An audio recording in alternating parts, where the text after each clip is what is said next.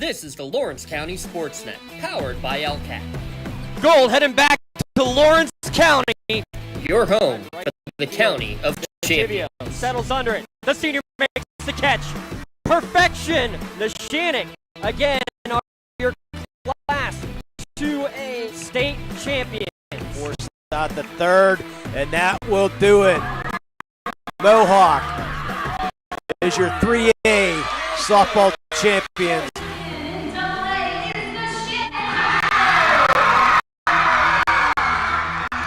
Buzzer's gonna sound. Union repeats as the Class 1A WPIAL champions. The top local athletes and the top sports moments all featured here, live or archived at lcsportsnet.com. Getting by one defender, and he's gonna go all the way. Harrison on the ground finds Blundo. Blundo rolls it in, up and good for two. The sliding catch made. Down to 6 on the play clock. Here's snap in the hole. The kick is up. It is good. That's fly ball deep right field. Here. Hope running for his life. Throws it up for grabs. There's a man open. Touchdown. No way! Ripped away from him, right back from the seat of his pants, and he throws it off the window and in. Featuring over 100 broadcasts in over a dozen sports.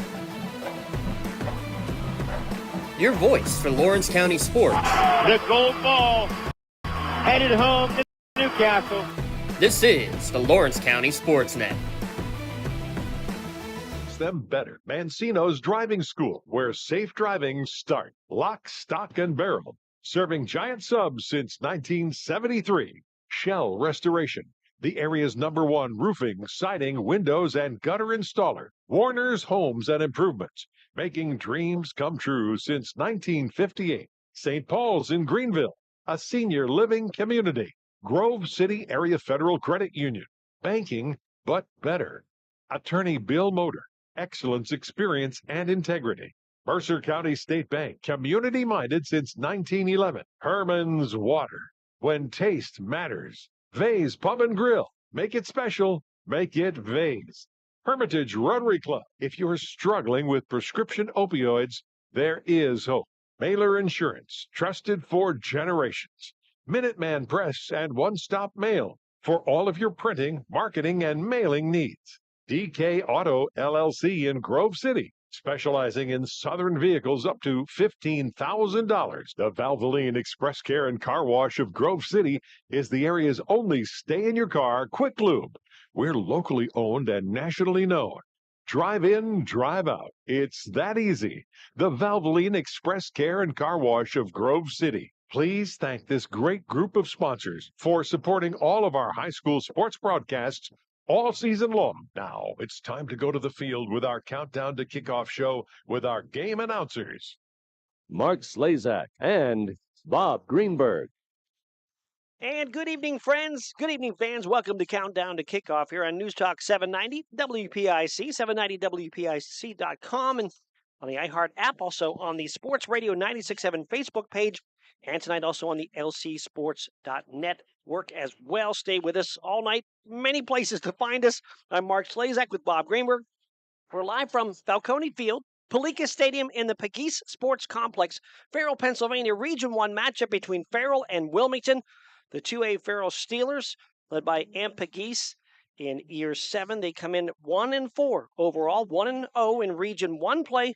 Wilmington Greyhounds, they play in 1A. Brandon Philly in Year 6, the coach, 3-1, 1-0 in Region 1 play. Time now to welcome in longtime broadcast partner Bob Greenberg. How you doing, Bob? It's another fantastic Friday night here, Mark, as we are at the beautiful Pegues Sports Complex for what could be a very good football game between these longtime rivals, longtime powerhouses. And I open up with the stat of the day. These two teams have combined to win 35 district championships. Farrell has won 18, including their stint in the District 7. Wilmington has won 17, including their stint in the District 7. They've played against each other multiple times, and they're the two most successful programs when it comes to district championships in our area. So just love when these two teams get on the field. There's been so much history, and maybe some more history here tonight. No doubt. They're not in the same class, so they won't play in a district championship this year, but both with a chance to win their own and add to their numbers as Farrell in 2A, Wilmington in 1A. We'll take a break. When we come back, we will get you set with lineups, with coaches, with statistics, and more. Stay with us, Farrell and Wilmington, on your home for high school football, News Talk 790, Sports Radio 96.7, Facebook Live, and on the LC SportsNet. I run a local business.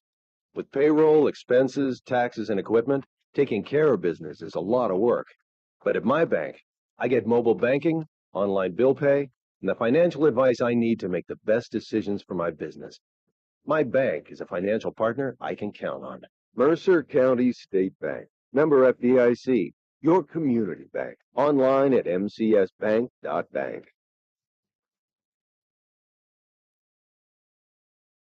Are you or a loved one looking for a senior living residence offering independent living and personal care? Then the Heritage at St. Paul's Senior Living Community in Greenville is right for you. The Heritage offers private apartments that provide the comforts of home with as little or as much personal care as you need. St. Paul's makes it home. Call 724-588-7610 or visit stpauls1867.org today for more information or to schedule a tour. I'm stylish. I'm classic. I'm extremely sarcastic. I'm in love with this band. I'm the #1 fan. I'm a musical genius. Let your t-shirt do the talking. We've got just the message you're looking for. Need a customized t-shirt? Then stop at 2J's and a B Custom Screen Printing in Hermitage. From your favorite prints to customized t-shirts, hoodies, and more. Shop 2J's and a B Custom Screen Printing with big city design right here at home. 2J's and a B Custom Screen Printing on East State Street in Hermitage. In 1973, Lock, Stock, and Barrel opened their doors and served their first of over 3 million giant submarine sandwiches.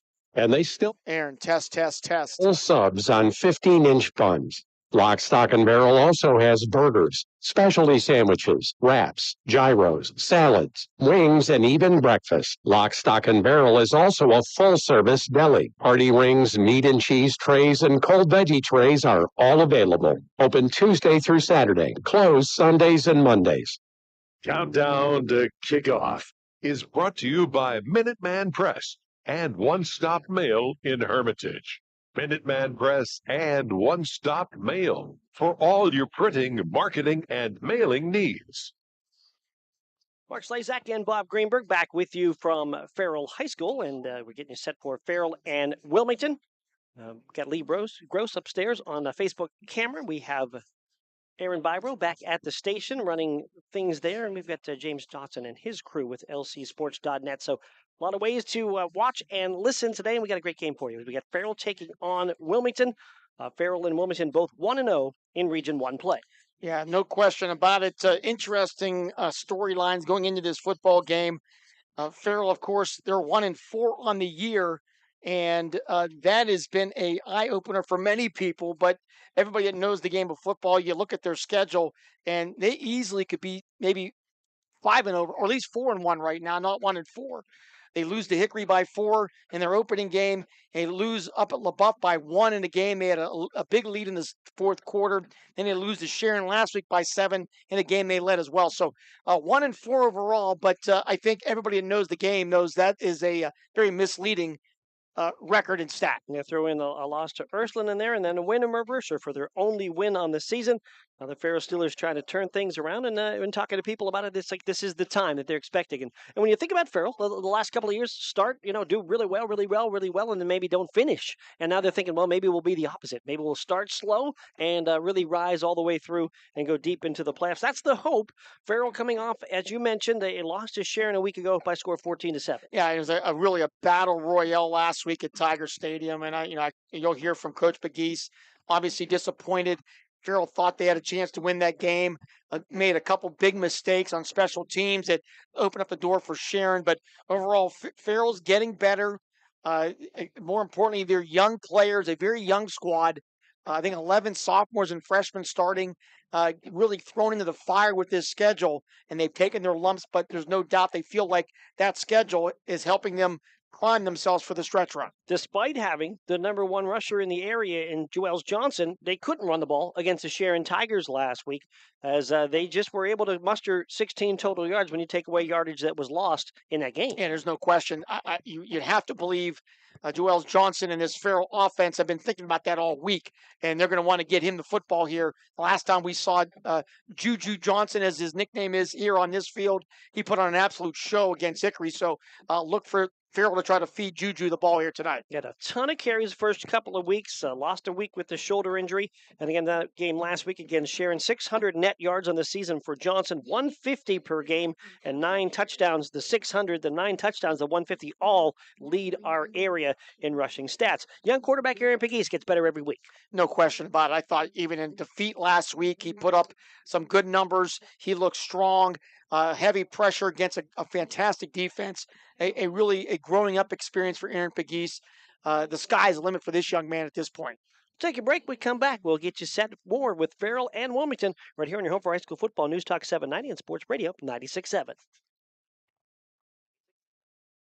Did you know that Mancino's Driving School can give you your driver's test? That's right. Mancino's Driving School provides an approved Pennsylvania Department of Education certified driving course as well as behind-the-wheel training. Mancino's Driving School offers one-on-one, on-the-road driving lessons 7 days a week with day and evening hours. They use only certified driving instructors that have undergone extensive background investigation. For details or more information on adult training, go online to mancinosdrivingschool.com. Gosh, honey, what's got you all chef-tastic? You know, it's our kitchen remodel. It's got me all inspired. Oh, are you inspired enough to make desserts? As a matter of fact. Is it chocolate? Oh, it's chocolate. I love you. Get inspiration all your own with a brand new kitchen from Warner's Homes and Improvements. We create new kitchens that dreams are made of. We buy direct from the manufacturers using top quality materials with no shortcuts. The latest in style and functionality for a fair price. Call Warner's today and get inspired. Warner's Homes and Improvements on Route 19 in Mercer or online at warnersconstruction.com.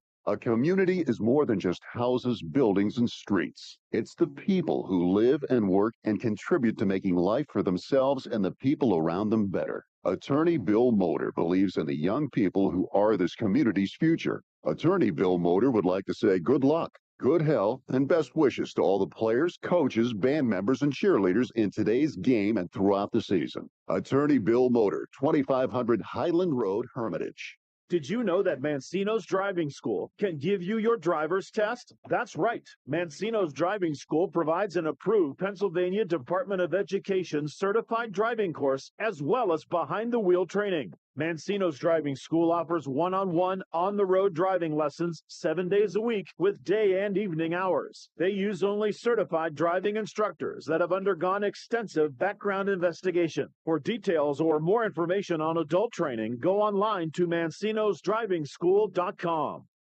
Countdown to Kickoff is brought to you by Minuteman Press and One Stop Mail in Hermitage.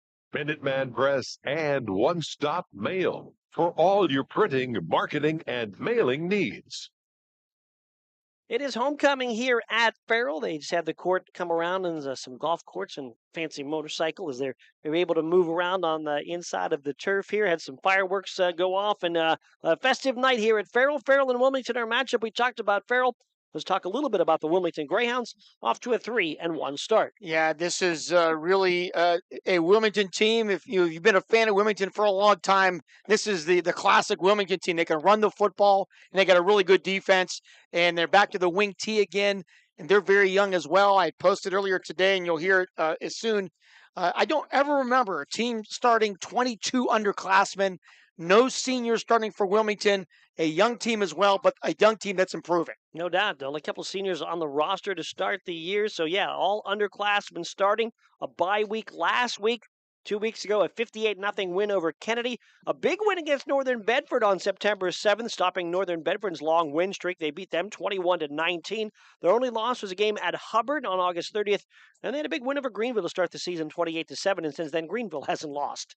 And Wilmington has, 4 really good running backs, led by Jamie Miller, also Cale Kettering, Chase Mitchelltree, Michael Mistretta. These all guys have had solid carries, averaging over 5 yards per carry, and that's part of this wing T offense that Farrell will have to find a way to slow down. Certainly try to be diverse in that. Jamie Miller, a couple of touchdowns in the win against Kennedy when they scored 5 rushing touchdowns. This team, number 3 in offense overall in scoring points at 28.5 a game. Number 3 in rushing as well, over 200 yards a game. So they want to keep the ball on the ground. They do have Wesley Vascal at quarterback. He's not thrown a lot of passes, 8 of 17, but if he does, he's completing them at about 18 yards per play. This Wilmington defense, the number 1 rush defense in the area up to this point, and they're facing a Farrell offense that likes to run the ball. So you got that classic matchup as well. On paper, it looks like this is a good matchup for Farrell. For Wilmington. Wilmington can run the ball. They can keep it away from Farrell. They have a big physical offensive line, and can they match up with Farrell's line? That's going to be one of the keys here tonight. No doubt, and they have to take care of the football as well. Neither of these teams has been great at creating turnovers and or really doing things on special teams. So maybe that turns out to be something big today, who takes care of the ball or who can take a ball away in this matchup. Yeah, both teams have actually negative turnover ratios. They're near the bottom of the list in Mercer County, and a big turnover here or there could be maybe the difference in this game. All right, we'll take a break. When we come back, we'll hear from the coaches. Brandon Fillion from Wilmington and Pegues from Farrell. Stay with us. It is Farrell taking on Wilmington on your home for high school football news, Talk 790, and the Facebook page on Sports Radio 96.7 and LC SportsNet. Unlock your business potential with Hermitage Minuteman Press. From eye-catching designs to professional printing, Hermitage Minuteman Press are your local experts. Boost your brand with stunning business cards, brochures, banners, apparel, and more. The Hermitage Minuteman Press team ensures top-quality results with lightning-fast turnaround. Plus, their marketing solutions will take you to the next level. Elevate your image and stand out from the competition. Experience excellence in printing and marketing at Minuteman Press today. Minuteman Press, 3170 East State Street in Hermitage. Online at hermitage.minutemanpress.com or follow them on Facebook. Mention this ad and receive 10% off your first order. Great work, Smith. In appreciation of your hard work, please accept this plaque of recognition. Awards. And here's to the Hornets basketball team. Trophies. Trophies. Recognition. The engraving place makes personalized plaques and trophies for all your recognition of excellence needs. Thousands of designs for any occasion. Visit them at 1945 East State in Hermitage. Imagine a bathroom that's not just a room, but a sanctuary. At Warner's Homes and Improvements, they believe in taking the time to get it right. That's why they are proud to introduce their bathroom installation service, where done in a day is a thing of the past. Experience the difference of a bathroom designed for you, not the clock. Visit Warner's Homes and Improvements on Route 19 in Mercer or at warnerconstruction.com. Warner's Homes and Improvements, where your bathroom is our masterpiece. Don't rush perfection. Countdown to Kickoff is brought to you by Minuteman Press and One Stop Mail in Hermitage. Minuteman Press and One Stop Mail for all your printing, marketing, and mailing. Welcome back. Countdown to kickoff. Farrell Wilmington tonight. Region matchup. We're being joined by head coach Pegues of the Farrell Steelers. And coach, back at it here again tonight after a tough loss last Saturday. Just a couple of your thoughts. Yeah, it's a tough one last week. Defensively, I feel like we played really well offensively against a really good defense last week. We didn't get it done, but we moved on, and we had a really good one tonight with Wilmington. What a couple of things you've been working on all week to try to improve the final results? Just offensively, we just wasn't stepping the right way. Wasn't lining up properly. Playing this kid like Brody Miller, you can't have those breakdowns against him. He's too good of an athlete, too good of a player, and we're just trying to fix that this week and try to play some pro football. Obviously, special teams was huge last week as well. For sure. If I bet you I could count probably 3 games this year where special teams kind of really hamper us, and we took some emphasis on that this week. Make sure we have the right personnel on the field and doing what we're supposed to do. So, like I said, I believe we probably lost 3 games this year off special team alone, so we got to fix that especially tonight. Farrell kids aren't used to being 1-4. What's the mood like? You know what? Considering what their record is, I believe we had a really good practice this week. I think the kids understand what's still at stake. We're gonna get into our regional play right now, and you know we 1-4, but just as well we could be 4-1. You know what I mean? But we're not gonna worry about that. It's not how you start, but it's how you finish. And this is usually our time of the year where we get things rolling, and we're gonna try to get it rolling and try to make our playoff push. You have a lot to look at tonight with your team. What do you hope to see? I just hope to see us play fast, play loose, tackle well, and offensively put some points up and just have a good game. Wilmington, you know Coach Fillion very well. A lot of respect. Just a couple of your thoughts about the Hounds. Oh, definitely a lot of respect with him and his program. You know, he's doing it the right way, and he got a great program, a good coaching staff, and they're going to be ready to play. You can't take them lightly at all, and I don't care what their record is. If they're having a bad year or a great year, they're going to be ready to play. And this is a tough one for us, and we got to come out with our heads on straight and play some good firm football. This wing T offense, you had to make some adjustments there defensively. Sure. You know, if you're not lined up properly especially against them, they do a lot of check from the sideline. So if you're not lined up properly, they can hurt you.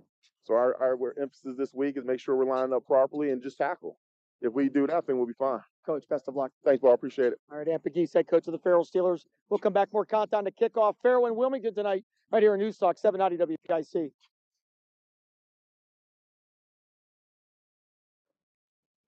I run a local business. Taking care of business is a lot of work. But at my bank, I get mobile banking, online bill pay, and the financial advice I need to make the best decisions for my business. My bank is a financial partner I can count on. Mercer County State Bank. Member FDIC. Your community bank. Online at mcsbank.bank.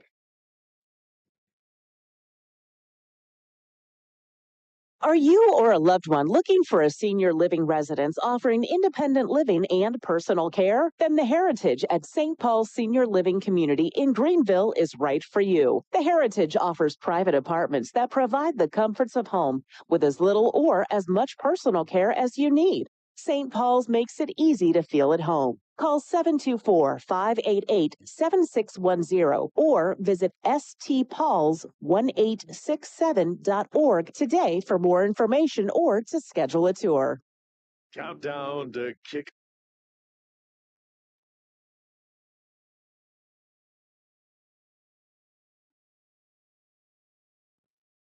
Welcome back. Countdown to kickoff. Wilmington Farrell tonight. We're being joined by head coach Brandon Fillion of the Wilmington Greyhounds and coach up here at the Pregame Sports Complex against the perennial powerhouse. Just a couple of your thoughts.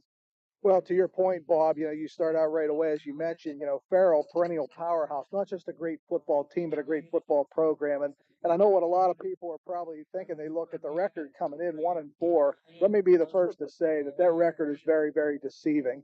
That's relative to the caliber of competition that Farrell has played to prepare themselves for ultimately the postseason and to try to go compete and win a District 10 championship. So make no mistake, even though the record's a little bit different than what we're used to seeing, 5 games in for Farrell, they're the same caliber football team. I'm very impressed with what I see out of them in all 3 phases.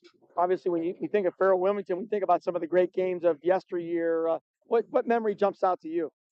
Well, if I was it's hard to pinpoint just one, but if I were to pinpoint one, it would really be 2020. And the reason why is because of the uniqueness. Because of COVID, we were in a situation where we potentially had to play a team 3 times, and that came to fruition. We had to play Farrell 3 times that season, and for us to, go through that 2020 season to be 3-0, and those matchups, 2 of the 3 extremely competitive matchups. If you were to ask for the one memory, it would be, playing Farrell in the 2020 season. Your team's 3-1 right now. You had a week off. Just evaluate what you've seen so far through your first 4 games. Well, I think that, what I see, Bob, is I see a team that's growing and maturing every week. As you noted on your post earlier today, when you look at the starting lineup for tonight's game, there's not one senior in it on offense or defense. So, we're a young football team. And because of that, we understood that, the first part of the season, those first 5 weeks, there were going to be some growing pains, and there were. But what we're excited now is we enter the second half of the regular season. We hope that we've got some of those growing pains out of the way. We were able to take the bye week and really go back and focus on some of the fundamentals. So we hope that will pay off, and some of those early season jitters and growing pains are maybe out of the way, because we're certainly going to need a great game from, all of our players. It's going to be an each of us needs all of us type of a night if we're going to be successful here tonight. What's a couple of the concerns here with Farrell? Well, I think, whenever Farrell has the ball, you look at what they can do in space. They're very dangerous in space. I still see that speed that I see year in and year out. I think that they're very explosive. So, we've got to try to limit the big plays whenever we're on defense. I think another concern is, Farrell is a team that if you make mistakes, they're going to capitalize on those mistakes. So, we've got to limit those mistakes. That means not turning the ball over. That means not committing penalties. So, some concern would be finding ourselves in 2nd and 20. That's a situation we want to avoid tonight. And then I think, whenever we're on offense, I mean, Farrell, to their credit, they fly to the football. They do a great job in their pursuit. They really get after it. So those are some things that, impress me when I watch Farrell on film. Another key or two for Wilmington to win? Yeah, I think, again, I'd say the biggest key is limit the mistakes. We can't turn the ball over, can't have those penalties. I would say offensively, really, and defensively for that matter, as a second key is the line of scrimmage. Talked about how explosive they are, what they can do in space. For us to counteract that, we've got to win the line of scrimmage. For us to win the football game tonight, it is imperative that on both sides of the ball, we win the line of scrimmage. We feel good about the guys we have in the trenches on both the offensive and defensive lines. So we'll be looking to establish the line of scrimmage. And by doing so, we hope that, we can control time of possession and control tempo here this evening. Coach, best of luck. Hey, thanks, Bob. Always a pleasure to have you and Mark on the call, man. Just makes it, all the more exciting. So thanks for being here tonight. Appreciate it, Coach. Brendan Fillion of the Wilmington Greyhounds will come back. Minutemen Press, starting lineups and the kickoff. It is Wilmington and Farrell tonight, right here on 790 WPIC.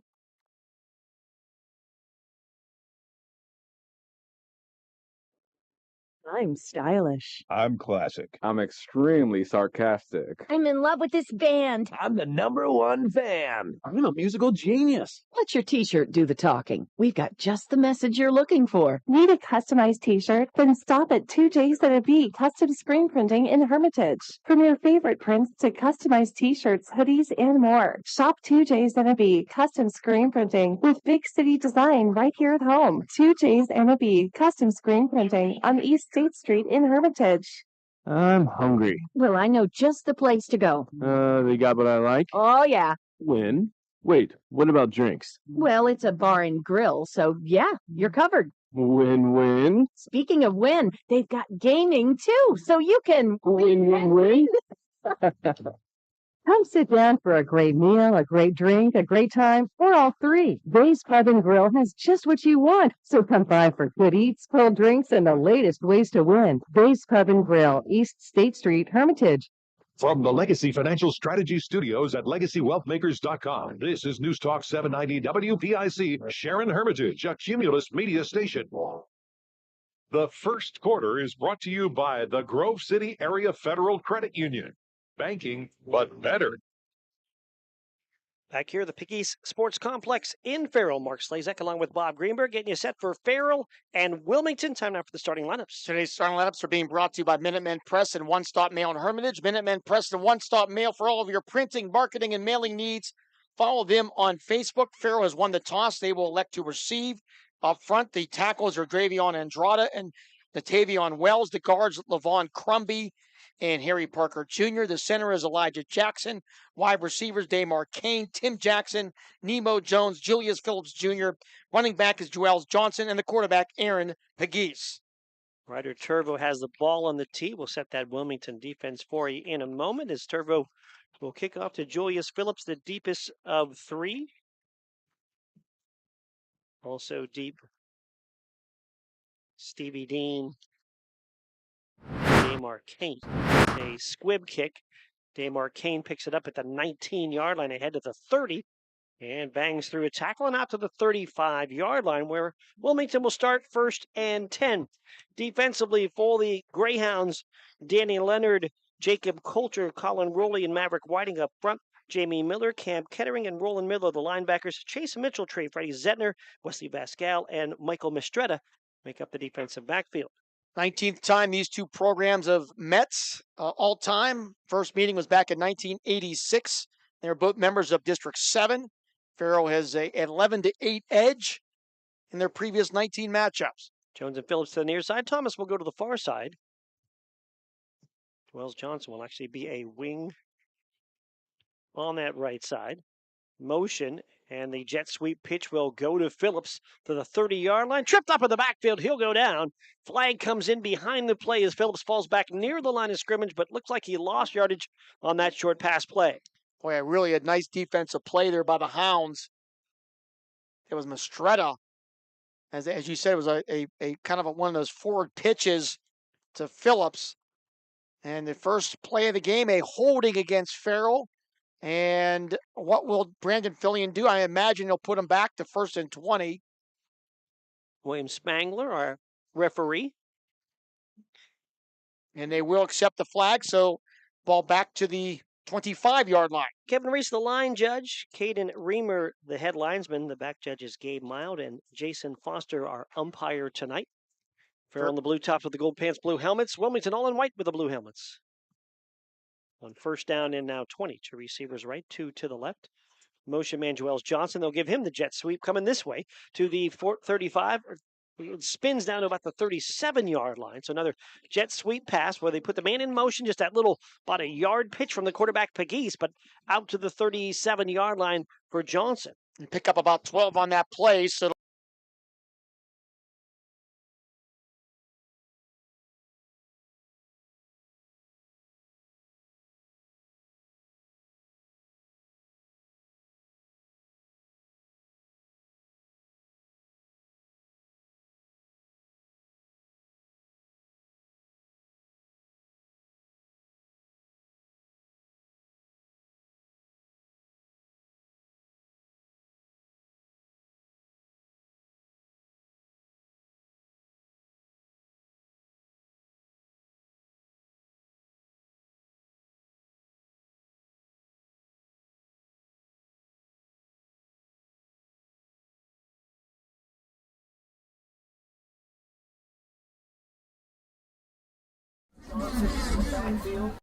As a wing, Phillips on the wing, and the both playmakers touching the football on. And now Johnson back into his traditional running back spot as Nemo Jones will be out wide to the right side. Phillips to the near side. An H-back left as well on 1st and 10 from the 45. Hand off to Johnson, up the middle, big hole to the 40, 35, to the 30, outside 25. Stiff arms him in at the 20, and they'll go down near that 20-yard line, just short of the 20 for Joels Johnson. That'll be a pickup of 26 yards, big hole up front. And Joels Johnson, with his first carry of the night, down just outside the 20, down to the 21. Jones will split out wide to the right. Timothy Jackson is out there as well, freshman wide receiver. Phillips to the near side, Marshall Ewing on that left side. On first down, the hands to Johnson. He's going to hit and thrown down for a loss on the play. That good penetration up the middle for Wilmington by Cam Kettering. Yeah, nothing there. Be a loss of 4 yards for Johnson on first down as Kettering with a really nice tackle in the backfield beat his man. And it'll be 2nd and 14 now for Farrell. 10-10 to go first quarter. We have no score. 3 receivers right, Phillips left. Pistol set for Pegues with Johnson behind him on what is now 2nd down at about 14 from the 25-yard line. Farrell moving right to left. Johnson now will stand beside Pegues. And Pegues will fire it quickly right side to Jones. A little wide receiver screen's got to make men miss, and he can make one miss, but not too many more. And he'll add a very short gain on that completion in the right flat. Yeah, Whiting over there to lead the charge. Also Mistretta. And I believe that was Mistretta. Actually, that was Jamie Miller. So about a yard pickup. It'll be 3rd down and 13 now for Farrell. Xavier Thomas joins the offensive line here now for Farrell. 3rd down and about 13 from the 24 of Wilmington. Just underway first quarter. 2 receivers to the left, 2 to the right. Johnson will motion out of the backfield. Pegues looks left, fires it in the flat. Johnson makes a catch and does break a tackle at the 20. Still on his feet, 15, 10, 5, and a touchdown. Oh, they had him hemmed in at the 20, and he just bowled through everybody and then sprinted to the goal for the first score of the game. Oh, my goodness, as Johnson runs through 2 would-be tacklers, as it didn't look like he was going to get anything. It gets 24 and a touchdown, and Farrell has taken the early lead here, 6-0. Aaron Pegues to Joel Johnson, and If you get the ball in the hands of the playmakers, good things can happen. Elijah Jackson will attempt the kick at our goal to our left. With Kuga set to hold, snap is back, ball is down, and that kick is blocked. So the extra point is no good. But with 8 minutes and 54 seconds to go here in the first quarter, it is Farrell 6. It is Wilmington nothing. We're back with more in a moment on your home for high school football, News Talk 790 and the Sports Radio 96.7 Facebook page. In 1973, Lock, Stock, and Barrel opened their doors and served their first of over 3 million giant submarine sandwiches. And they still serve 42 whole subs on 15-inch buns. Lock, Stock, and Barrel also has burgers, specialty sandwiches, wraps, gyros, salads, wings, and even breakfast. Lock, Stock, and Barrel is also a full-service deli. Party rings, meat and cheese trays, and cold veggie trays are all available. Open Tuesday through Saturday, closed Sundays and Mondays. The first quarter is brought to you by the Grove City Area Federal Credit Union. Banking, but better. Opening drive for Farrell, 6 plays, 65 yards in 3:06. 24-yard touchdown pass. Aaron Pegues to Joels Johnson. Extra point kick was blocked. So Farrell with this early 6-0 lead. And they worked hard to get the ball in Johnson's hands, and it worked out. Yeah, 5 touches of the 6 on that drive. 2 runs and 3 receptions. And a big start for Farrell and Joels Johnson. His second touchdown receiving this year, the 7th touchdown pass of the year for Aaron Pegues. Kickoff will be short, drive by the up man. That's Mistretta across the 35 and down at about the 37-yard line, where Wilmington will come back out to start on offense. The Wilmington offense features quarterback Wesley Vascal, Michael Mistretta, Chase Mitchelltree, and Jamie Miller at the backs. Freddie Zettner is the wideout. Colin Rowley, Danny Leonard, Aiden Boyer, Maverick Whiting, Jacob Coulter, your line. Rowan Miller, the tight end. Farrell defense, we'll get to them in a moment as it'll be 1st and 10. Actually, they'll mark the ball at the 39-yard line, 1st and 10 for Wilmington. Zettner will come to the near side, motion Mistretta, hand up the middle. That's Miller out of the fullback spot, short yardage, up to about the 41, pull down there for a gain of 2. Farrell defense up front is Natavian Wells, Harry Parker Jr., Miles Hilton. 2 new ones getting the start there. Linebackers were Shard Dunbar, Omario Boatwright, Jason Marshall, Dorian Kane. In the secondary is Joels Johnson, Zamir Thomas, Damar Kane, and Julius Phillips Jr. 2 yards for Miller. It'll be 2nd and 8 now for Wilmington at their own 41. Boatwright leading Farrell with about 11 tackles per game movement up front, and Farrell may have jumped. They did. On that left end, you had Boatwright over there. You had Dunbar over there looking like they were trying to fill a hole quickly, and they jumped the line. 5-yard penalty will go against Farrell. That'll be the second flag of the game early on here for Farrell. One quick update. Mercer County. Mercer has scored on a 33-yard touchdown reception to Davis. They lead Zygertown 7-0.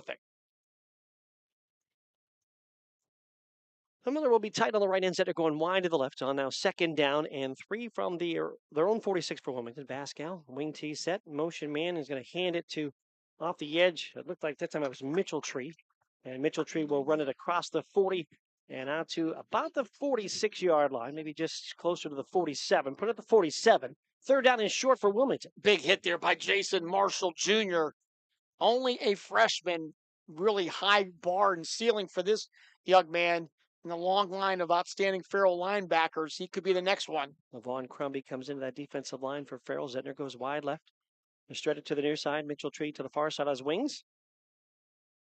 Miller tied it right in. Vascal under center. Hands it up. It's Miller. First down and more. 50, 45. Bounces to the 40. Still on his feet. 40 or 35. And then stumbles down inside the 35. Down to the 32-yard line. First down run. Jamie Miller. 21 yards for Jamie Miller as he was able to squeak through that offensive line there. Just a nice quick block by the center, Aiden Boyer. And then it was Miller who almost, if he didn't stumble, could have been off to the races. Miller at the fullback. Mitchelltree that wing left. Mistretta wing right. Out wide right. Zettner motion behind the play. Pitch it to Mitchelltree, and he's going to be hit in the backfield. Boatwright able to make a tackle At best, if he got back to the line of scrimmage, he's there, but looks like he may have lost a little bit on the run on the nice play by Marion Boatwright. Yeah, really a nice tackle. You see why Boatwright is really the leading tackler for this Farrell football team. He gets his mitts on you, he normally does not let you go. So call it no gain. Second down and 10. Wilmington's first drive as they move left to right. Farrell leads it by a score of 6-0. From the Farrell 32, wing T set. Back to pass is the quarterback Pascal, but a flag comes in from the referee behind the play. And a dead ball procedure call against Wilmington. Yeah, somebody moved there. He talked a little bit about it in the pregame. Not a lot of passes on the year for Pascal, the quarterback. But when he does throw, and mostly to Zettner, completes them at about 17.5 yards per reception. And Brandon Fillion talked about some of the keys here tonight, and one of the keys was not to get into second and long with pre-snap penalties. So they just got one here. Mm-hmm. And it's going to be 2nd and 15 now for Wilmington at the Farrell 37. Center will go wide, left Miller tight on the right side. Wing T set, Mistretta on the right. Mitchell Tree on the left, the fullback Miller. Pascal fakes one handoff one way, then hands it to Mitchell Tree on misdirection. He'll work up the middle inside the 35-yard line down to about the 33. Got about 4 there. So 3rd down and about 11 now for Wilmington. Could be most likely 4 down territory. Farrell did get a look at a little bit of the wing T kind of offense at times from Fort LaBeouf, where they'll run some of this misdirection. They want a full wing T squad. But you also had with Fort LaBeouf the dynamic quarterback, and you don't have that as much here with Wilmington. 3rd down and about 11 from the 33-yard line of Farrell. One receiver wide right, wing T set. And Pascal up the middle will go to Miller. Miller to the 30, Miller to the 25, and downs to about the 24-yard line, where it's going to be 4th down and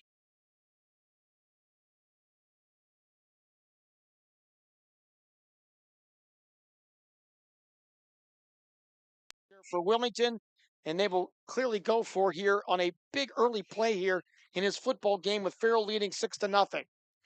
First drive for Wilmington after Farrell went 65 yards to score on their first drive. Wilmington with a big 4th down play here from the 24-yard line. Zettner will go wide left. Wing T set with the play clock down to 7. Pascal under center, moving up front. Nobody jumped over the line though. And now whistling a Wilmington timeout. So they try to get under center quickly, a hard count. Farrell stayed disciplined, and Wilmington will take a timeout to talk it over. We'll take a timeout as well. 4:33 to go first quarter. Farrell 6, Wilmington nothing. Big 4th down play when we come back on your home for high school football. News Talk 790, Sports Radio, Facebook 96.7, and LCSportsNet.com.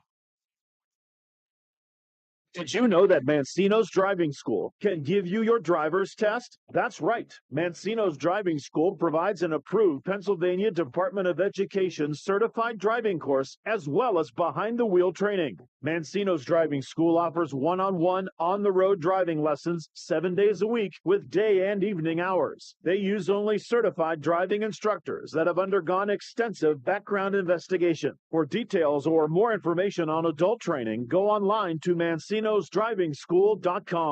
The first quarter is brought to you by the Grove City Area Federal Credit Union. Banking, but better. Back here, Mark Slazak along with Bob Greenberg. James Dotson running the crew here for LCSportsNet.com. Lee Gross running our camera for Facebook Live. And Aaron Byro back at the studio. Big play here. 4th down and just over 2 here for the Greyhounds. Trying to get a first down in Farrell territory at about the 24-yard line. And they've gone to Miller twice up the gut for a combined 30 yards. See if they go back to that play for a 3rd time. Wing right, split backs. Pascal under center on 4th down. Will turn and hand off to Miller. Hit the line of scrimmage. Pushes forward for a bit. It's going to be close. He pushed close to the 22. He's going to be short. But looks like the official from the near side comes in, says 23-yard line, turnover on downs for the Greyhounds. And just good penetration there by the Steelers. And you look at the big defensive line for Farrell, led by Wells and Parker and Hilton out there as well, and just couldn't get the push. So Wilmington will turn it over on downs. So Farrell takes over at their own 23, 4:27 to go first quarter, leading 6-0. Jackson will go wide on the right, wing right as well. Near side H-back is Marshall.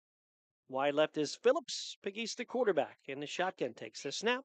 Hands to Joel Johnson near side. 25, 30. Stutter step 35, 40. Trying to get to the outside of the 50. Runs past the man to the 40. Running down the sideline. Can they get him? 30, 20. And he's going to be knocked out of bounds at about the 5-yard line. Johnson is caught as a good angle by Mitchell-Tree. Johnson runs out of space there, but a huge run, 71, make it 70 yards from the 23 down to the Wilmington 6-yard line. Joel Johnson with a huge run inside the McCandless Ford Mercer and Meadville red zone. The 6-yard line. And he will stay in the game. He'll be to the right, or actually to the left of Pegues in the shotgun set. And a flag will fly. From the far side, it looks like he's going to be offside against Wilmington. So an offside penalty will make it half the distance here. So they'll move the ball down to the 3. So Johnson, who had his least productive running game of his career last week, can only imagine the talks about that all week during practice. Well, he is off to an amazing start here. 3 carries for 92 yards rushing. He has 3 receptions for 63 yards, all in this first quarter. 2 receivers left, 1 right. First and goal from the 6 for Farrell. Snap, Pegues, and a hand inside. And it'll be short yardage run for Joel Johnson. Got maybe a yard there down to about the 2. That's right. It was from the 6 before the penalty. Then the penalty moved it down to the 3-yard line. So first and goal from the 3, and now the 1-yard line. Actually, the 2-yard line here. So give him a yard. Yeah, Johnson last week, just 13 carries and 34 yards in the game against Sharon. Very uncharacteristic. Extra lineman in there, actually extra tight end in Bennett. Here's the snap directly to Johnson, trying to go right, and he's going to be bottled up short. Right back at the 2-yard line, so no gain. They went direct snap to Joel Johnson. And there was a handful of Greyhounds there. Mistretta was one of them. And also a big push up front by Danny Leonard. Also Jacob Colder. And he will get nothing. It'll be 3rd and goal to 2. 2:37 on the clock. Farrell with a 6-0 lead, trying to add. Marshall and Bennett, double fullbacks to the right side. Wide left is Phillips.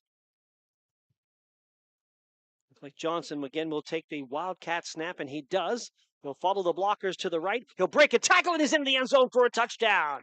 2nd touchdown of the game for Joel Johnson, and Farrell extends the lead. Yeah, that time he took it to the outside, had a good, nice, clean block by his big offensive line, made a little move, and then he goes into the end zone, walking in there for a touchdown. It's 12-0 Farrell. Johnson's 10th rushing touchdown of the year to lead all area runners. And it looks like Pegues back out on the field for Farrell to go for 2 here, up 12-0. 2 receivers will, now 3 receivers will go left. Jones, the lone receiver, to the right. Pegues looks to the sideline for the play call. He has Marshall to his right. And Pegues, shotgun, snap, looks right for Jones, fires, end zone good for a 2-point conversion. Pegues to Jones for 2. And with 2 minutes and 18 seconds to go here in this first quarter, Farrell 14 and Wilmington nothing. We'll take a break. Back with more in a moment. Home for high school football, News Talk 790 and Sports Radio 96.7 Facebook.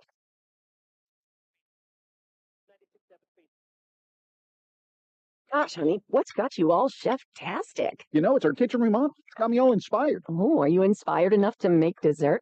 As a matter of fact. Is it chocolate? Oh, it's chocolate. I love you. Get inspiration all your own with a brand new kitchen from Warner's Homes and Improvements. We create new kitchens that dreams are made of. We buy direct from the manufacturers using top quality materials with no shortcuts. The latest in style and functionality for a fair price. Call Warner's today and get inspired. Warner's Homes and Improvements on Route 19 in Mercer or online at warnersconstruction.com.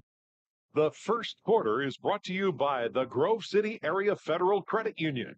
Banking, but better. Farrell Steelers go 4 plays, 77 yards and 209. Joel Johnson, who had the big run of 70 yards on that drive, finished off with a 2-yard touchdown run. 2-point conversion pass Big East to Nemo Jones. Farrell with a 14-0 lead. And what a start for Joel Johnson. Huge first quarter right now, and Farrell feeling pretty good, leading 14-0. Marshall will kick off. Short to Mistretta at the 30, running left to the 35 and banged down at about the 37-yard line. Wilmington, a decent drive their first time, stalled as they neared the red zone, and then Farrell quickly answering in the other direction with that big Johnson run, a big part of that. Yeah, it's really a case here. If, Wilmington, they need long, sustained drives, but they got to score. Just long drives not going to help here tonight when Farrell's scoring on both of their early possessions. Wilmington will break the huddle. Zentner will go wide to the left side. Stretta and Mitchell-Tree the wings. Miller, the fullback. The pitch will go to Mistretta, and he'll turn the corner off that right wing up the middle for just about a yard.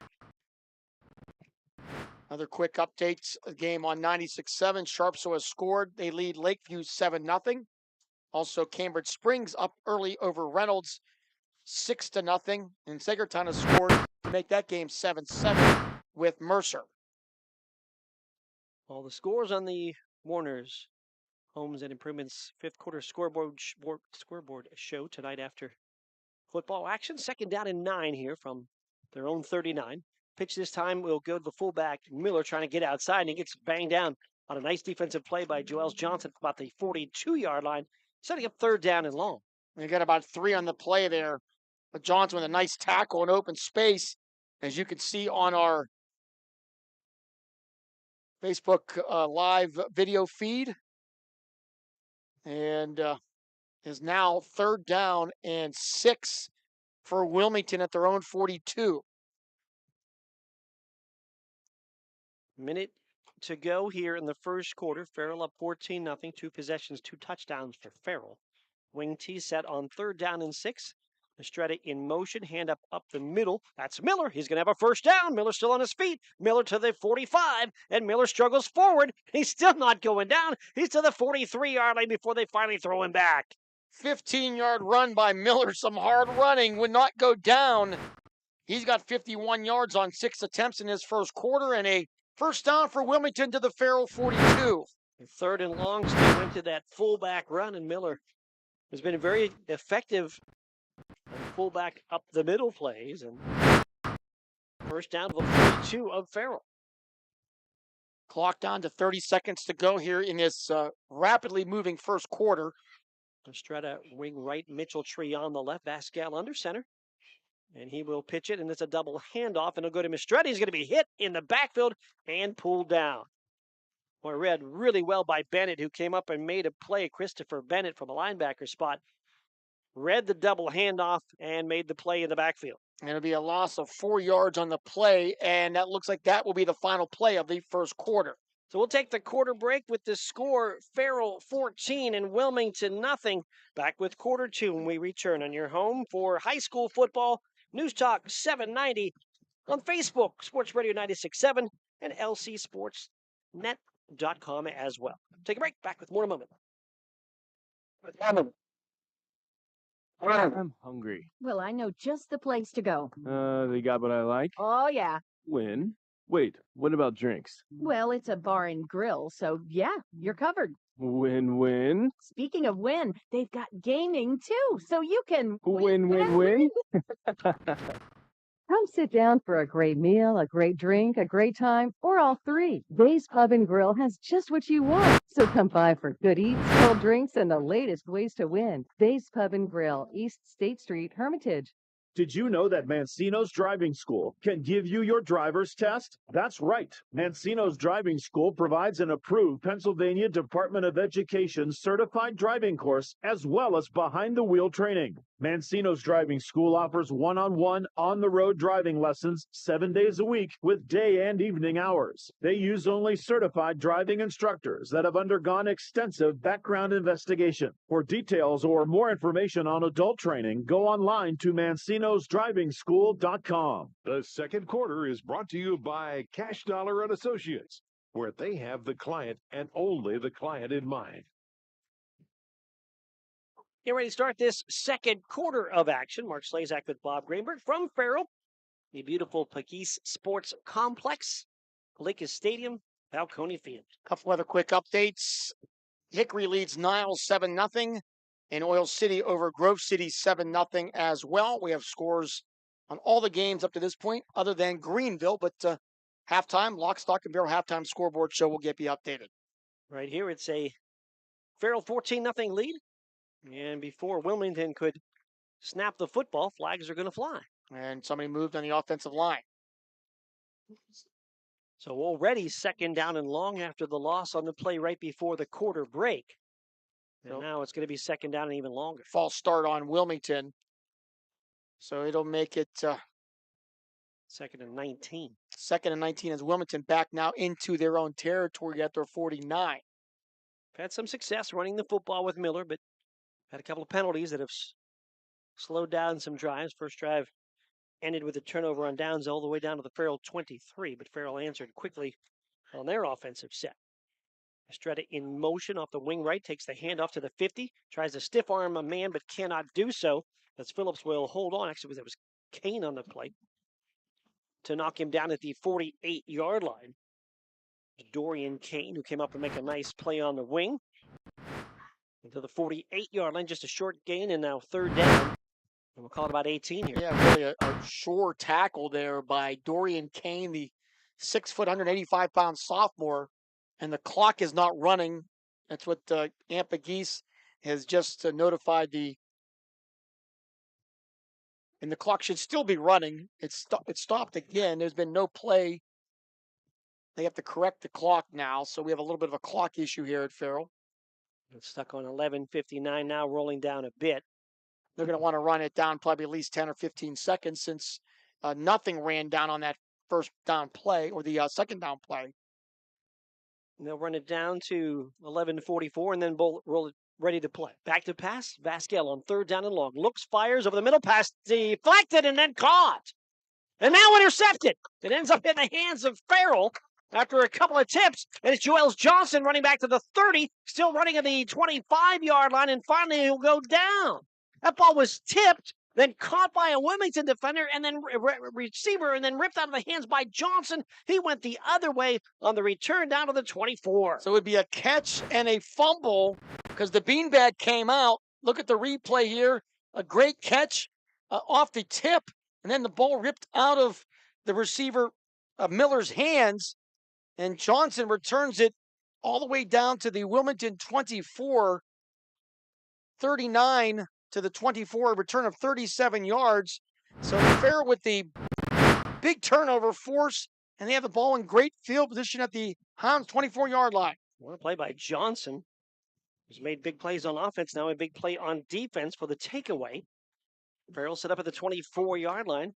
Two receivers right, one to the left. And movement up front, and I think Wilmington jumped. They did. So a rough start here for the Hounds. That is their fourth flag here in this first half. So Johnson will get credit with the fumble return. On a crazy play. Farrell tipped the ball, and then Wilmington caught the ball, and then Johnson took it away. Here's Pegase, back to pass, fires right side, slam header now intended for Jones, and just missed him. As Jones crosses the goal line, a ball about a yard in front of Jones, could not make the play, incomplete. Farrell has entered the McCandless, Ford, Mercer, and Meadville red zone with 11:18 to go in this first half. Farrell leading 14-0, and almost 20-0 on that play. From the 19-yard line, second down following the penalty. 2nd and 5. Jackson wide right, slot right Jones. Johnson back in the game. He's to the left of Pegase. Pegase takes the snap, hands to Johnson, bounces outside 20, and breaks a tackle near the sticks far side at around the 15. But I think he's going to be about a yard short of the first down. Richardson with the tackle to push him out of bounds. So he'll get Put it right at the 15. Got about 4 there. 30-yard. Marshall out, boat right in offensively for Farrell.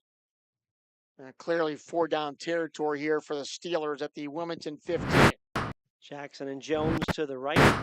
Phillips wide left. Boat right, H-back left. 3rd and a yard. Pegues takes the snap.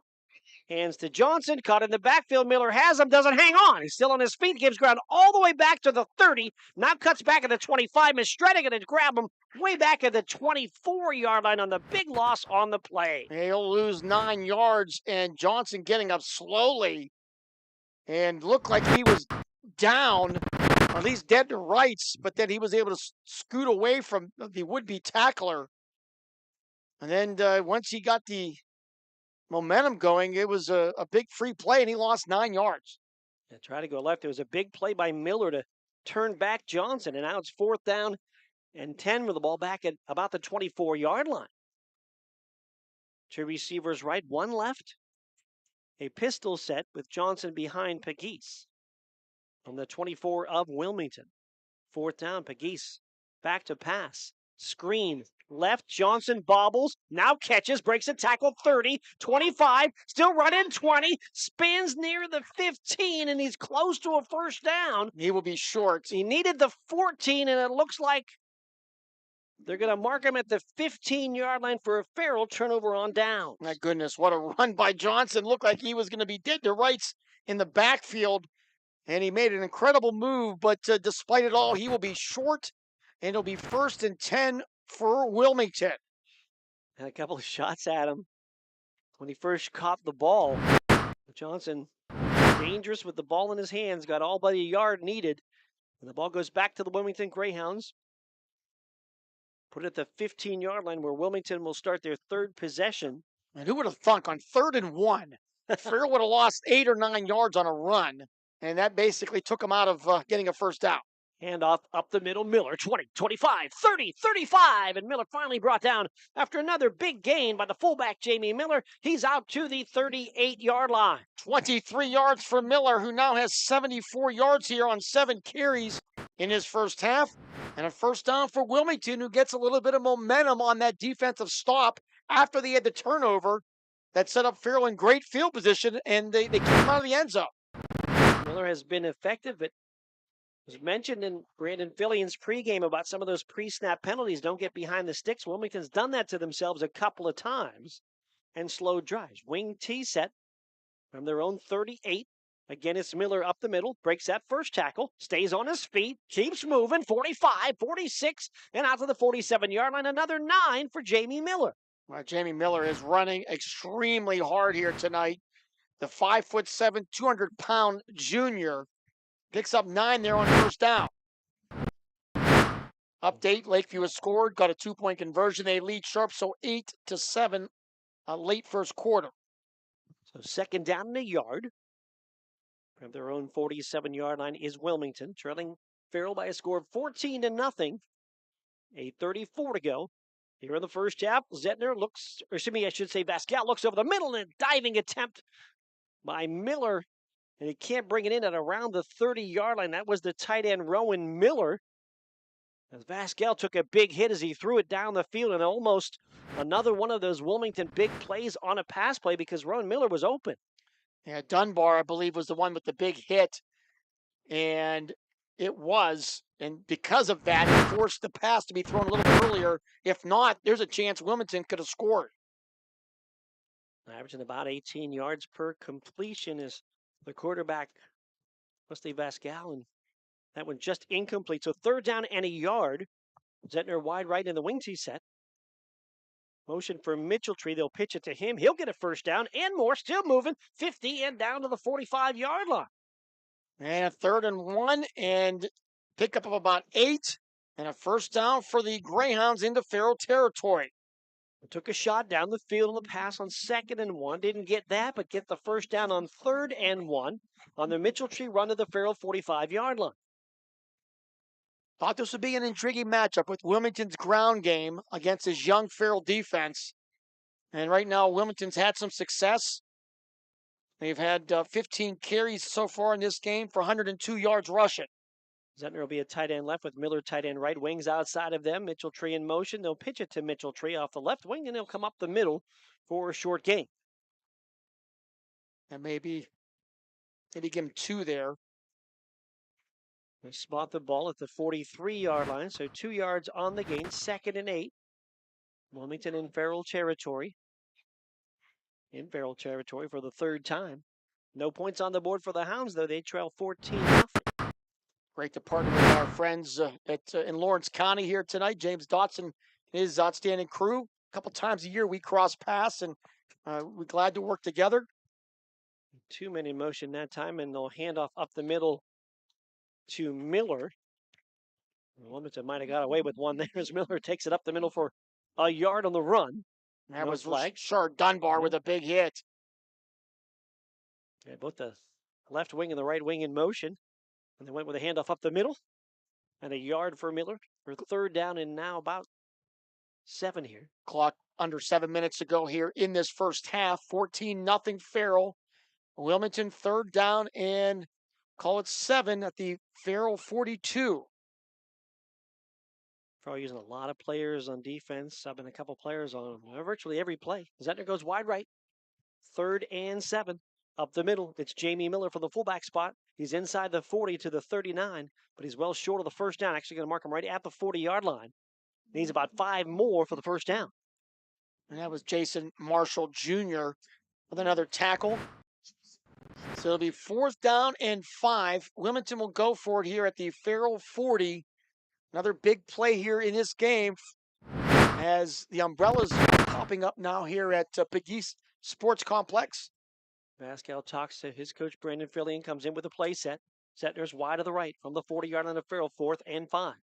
Motion behind the quarterback, Vasquez, hand to Mitchell Tree. A cutback at the 40. He's going to push down to the 39, but he is going a little second effort down to about the 47, but needs the 45 for the first down. Actually, not the 47, but the 42. Check that to 38. And it will be 3 yards short as Mistretta gets caught up by this Omar Stork defense. Just couldn't get through the a lot of blue shirts here marking the defense. Mitchell Tree on that run, but just short to the 38-yard line, so turnover on downs yet again. Second time in 3 possessions, Wilmington will turn the ball over in Farrell territory on downs.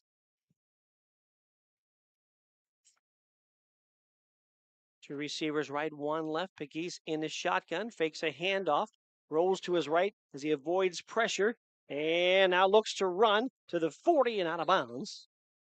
And we'll see where they mark him. They're going to mark him at the 44-yard line. 6 yards here for Pegues as Danny Leonard had a beeline on Aaron Pegues, and then Pegues with a great move there to get out of trouble. 2nd and 4 from the 44. Phillips will go to the left with Jones, a slot left. Wide right, Jackson. Johnson, the back to the left of Aaron Pegues in the shotgun. He'll take the snap. He'll hand to Johnson. Johnson up the middle. 1st down and more. 50, 40, down the sideline. Up to the races. 20, 10, 5. And a Joel Johnson touchdown. No flags, 56 yards. And the Farrell Steelers have scored again here on Johnson's 3rd touchdown of the first half. It's now 20-0. I just got off that left side, bounced it to the outside, and took it right down the sideline for the 56-yard touchdown. And the Farrell Steelers up now 20-0 on Wilmington. Wells with a big block on that right side there. And that allowed Johnson to get through. And Johnson's having a big time night for the Steelers. Farrell will leave the offense out there. They will look to go for 2 here. Dorian Kane is the back in the set. He's to the left of Pegues. Motion comes left to right. Pegues rolls right, looks, fires, pass, intercepted as it's taken away by Vasquez. And the point after is unsuccessful. But the Farrell Steelers have added to their lead with 5:32 to go here in the first half. It is now Farrell 20, Wilmington nothing. We're back with more in a moment. Your home for high school football news talk 790 and on Facebook Live. Your business potential with Hermitage Minuteman Press. From eye-catching designs to professional printing, Hermitage Minuteman Press are your local experts. Boost your brand with stunning business cards, brochures, banners, apparel, and more. The Hermitage Minuteman Press team ensures top-quality results with lightning-fast turnaround. Plus, their marketing solutions will take you to the next level. Elevate your image and stand out from the competition. Experience excellence in printing and marketing at Minuteman Press today. Minuteman Press, 3170 East State Street in Hermitage. Online at hermitage.minutemanpress.com or follow them on Facebook. Mention this ad and receive 10% off your first order. The second quarter is brought to you by Cash Dollar and Associates, where they have the client and only the client in mind. 11 touchdowns rushing now for Joel Johnson of Farrell, his third of the game.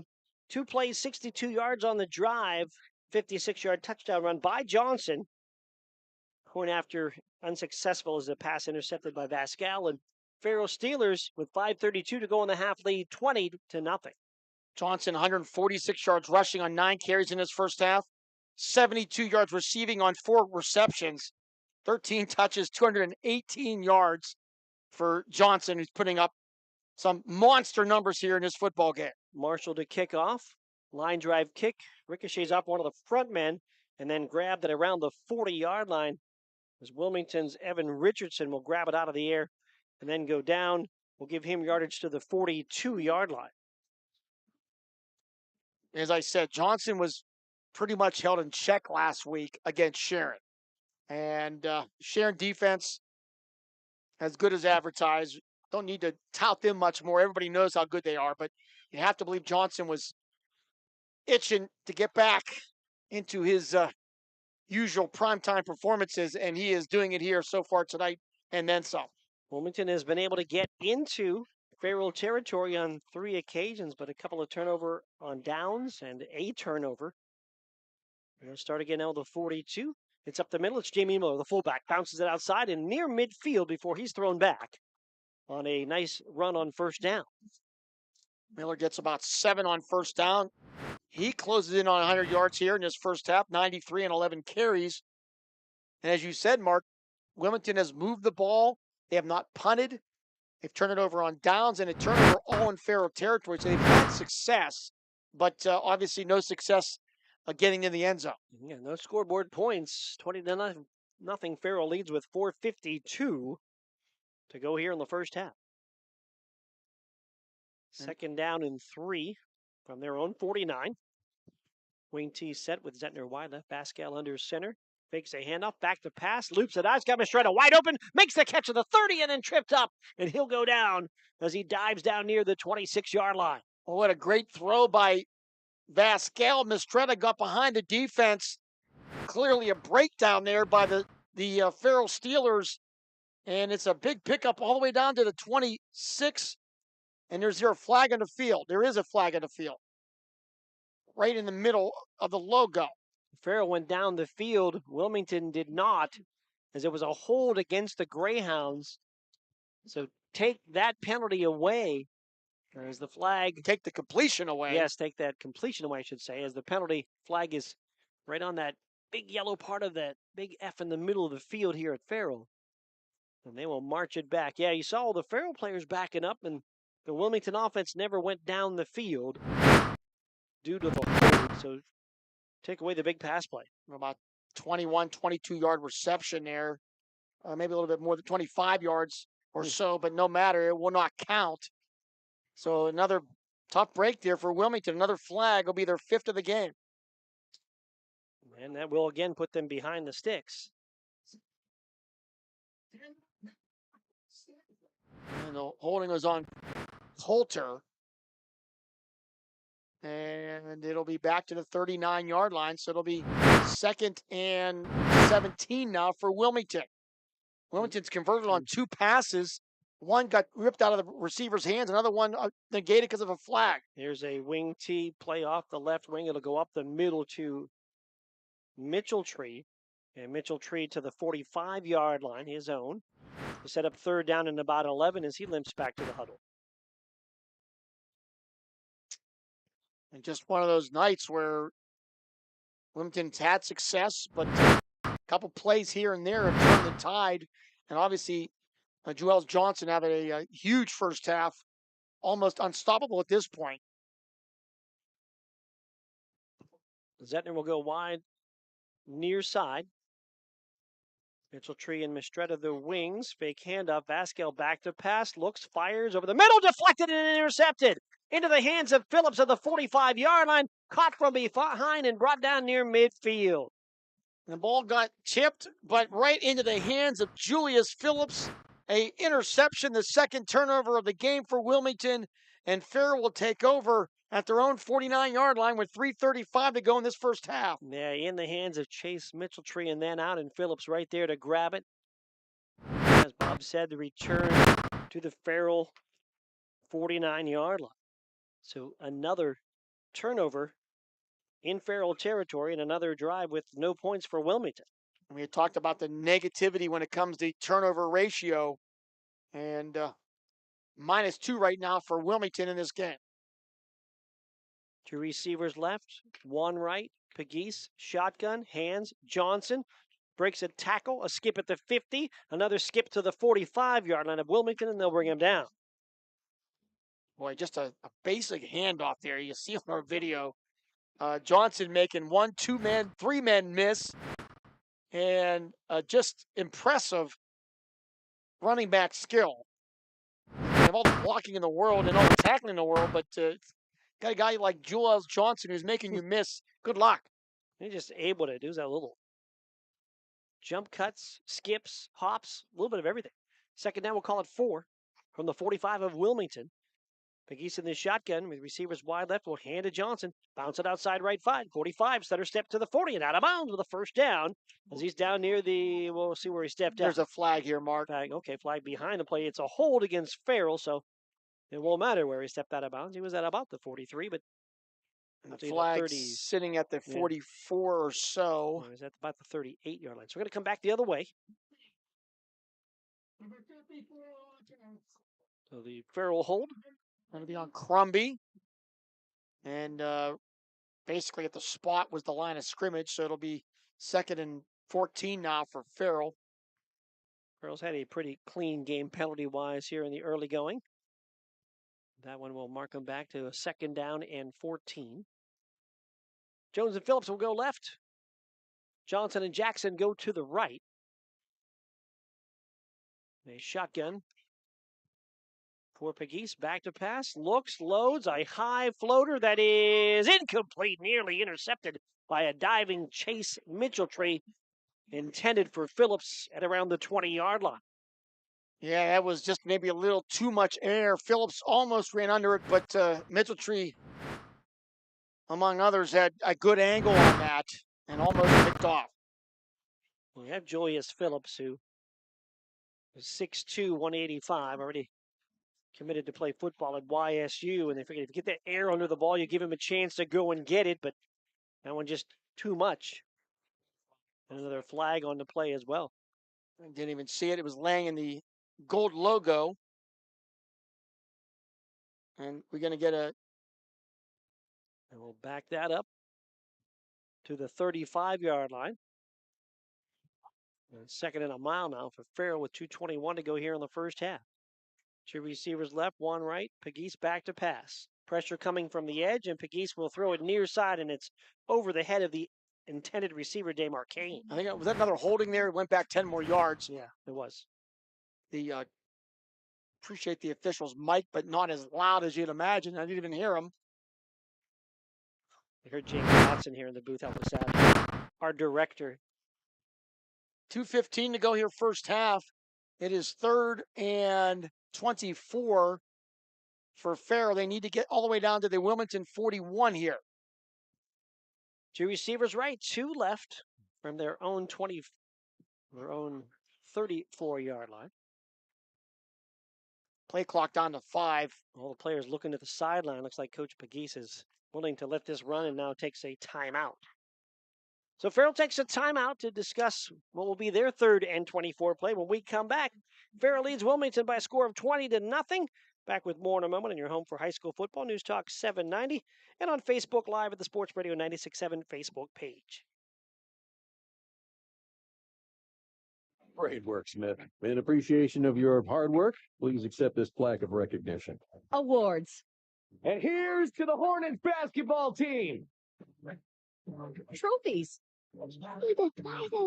Trophies. Recognition.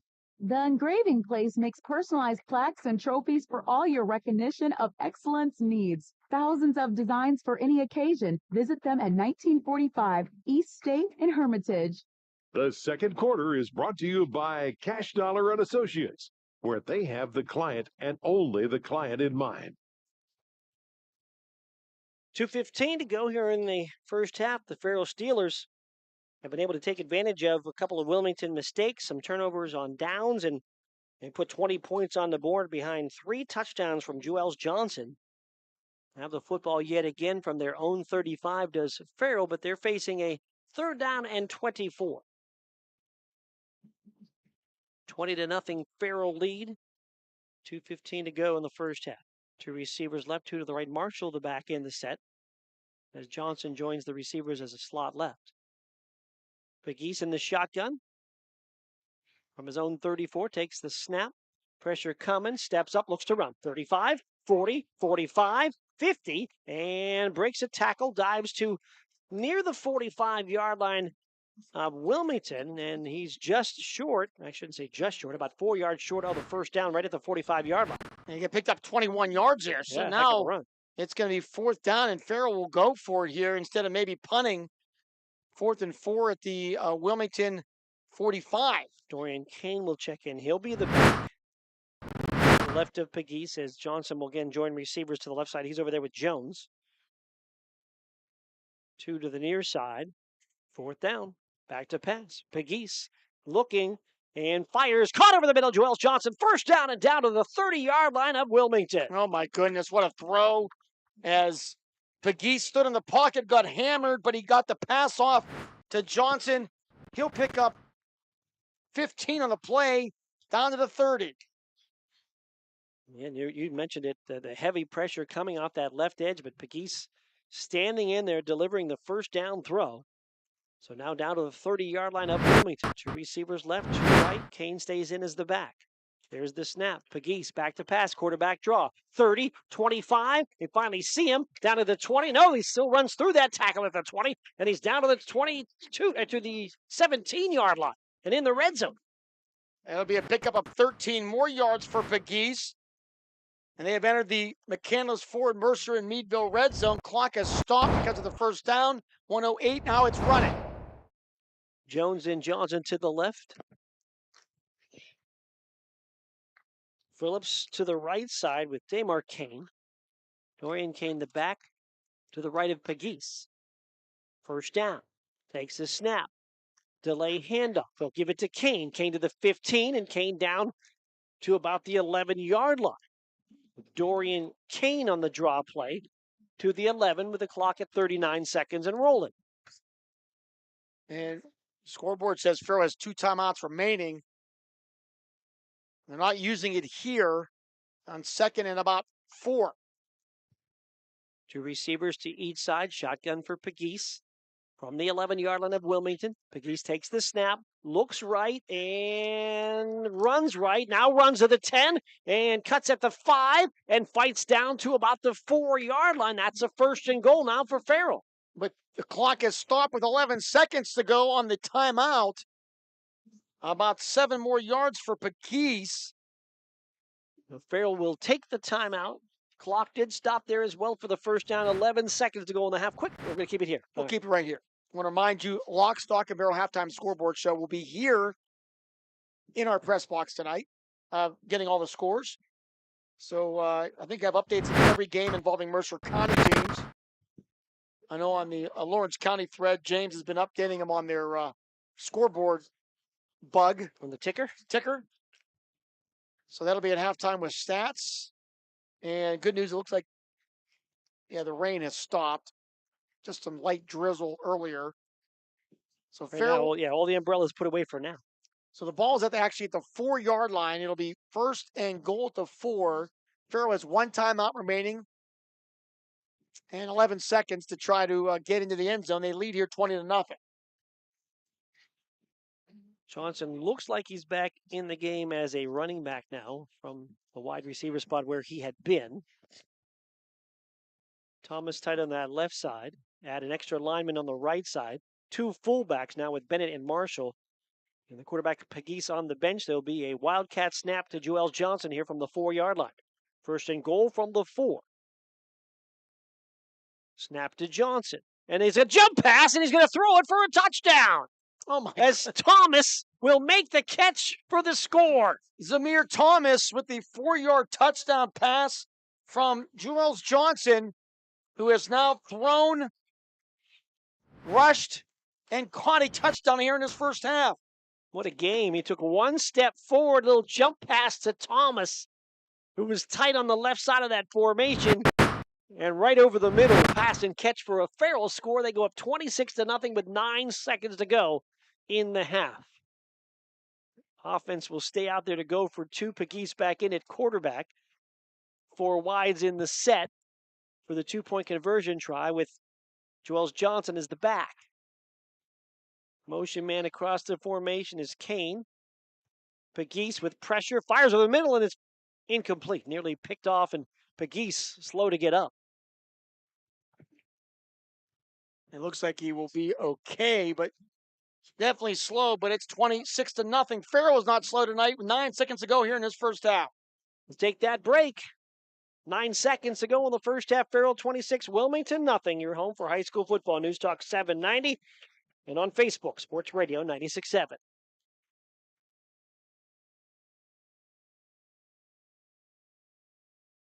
This is XYZ Insurance. How can I help? I have a question about my home policy. Okay, question about phone policy.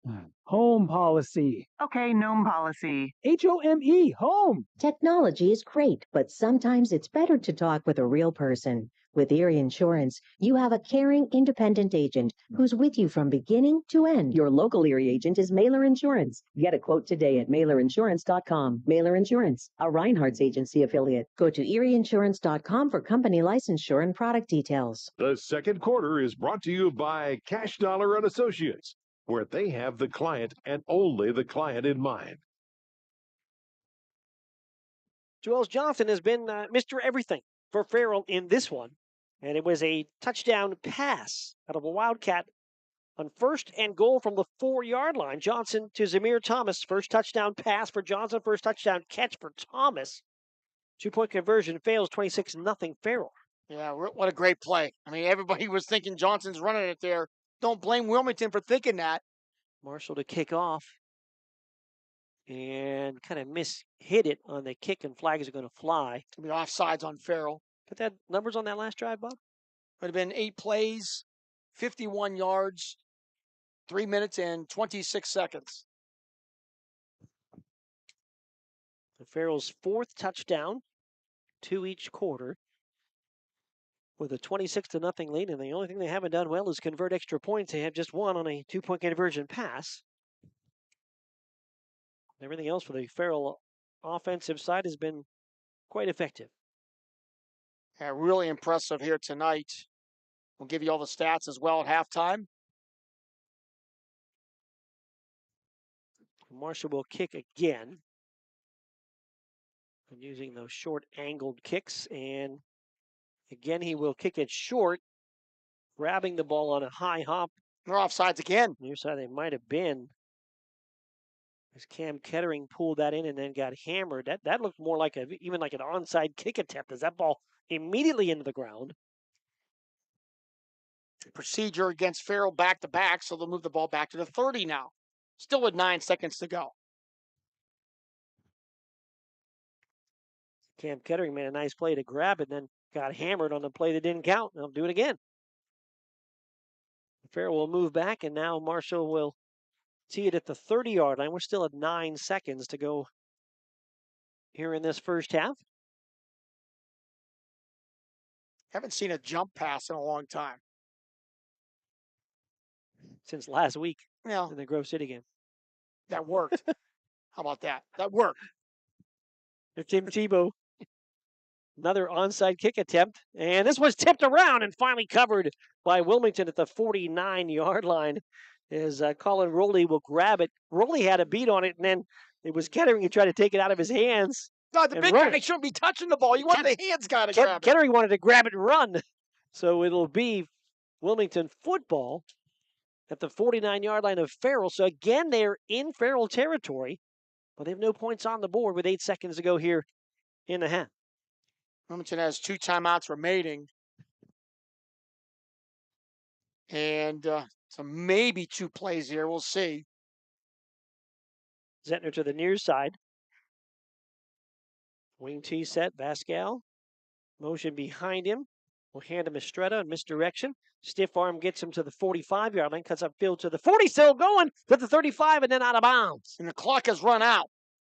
So that'll do it. Mistretta was about a half a stride away and half a foot of touching the sideline from scoring a touchdown, but it'll end again in Farrell territory where all the Wilmington drives have ended in the first half, but Wilmington with no points. It's Farrell 26, it's Wilmington nothing, and we are at the half. We'll take the break. Up ahead, Lock, Stock, and Barrel halftime scoreboard report.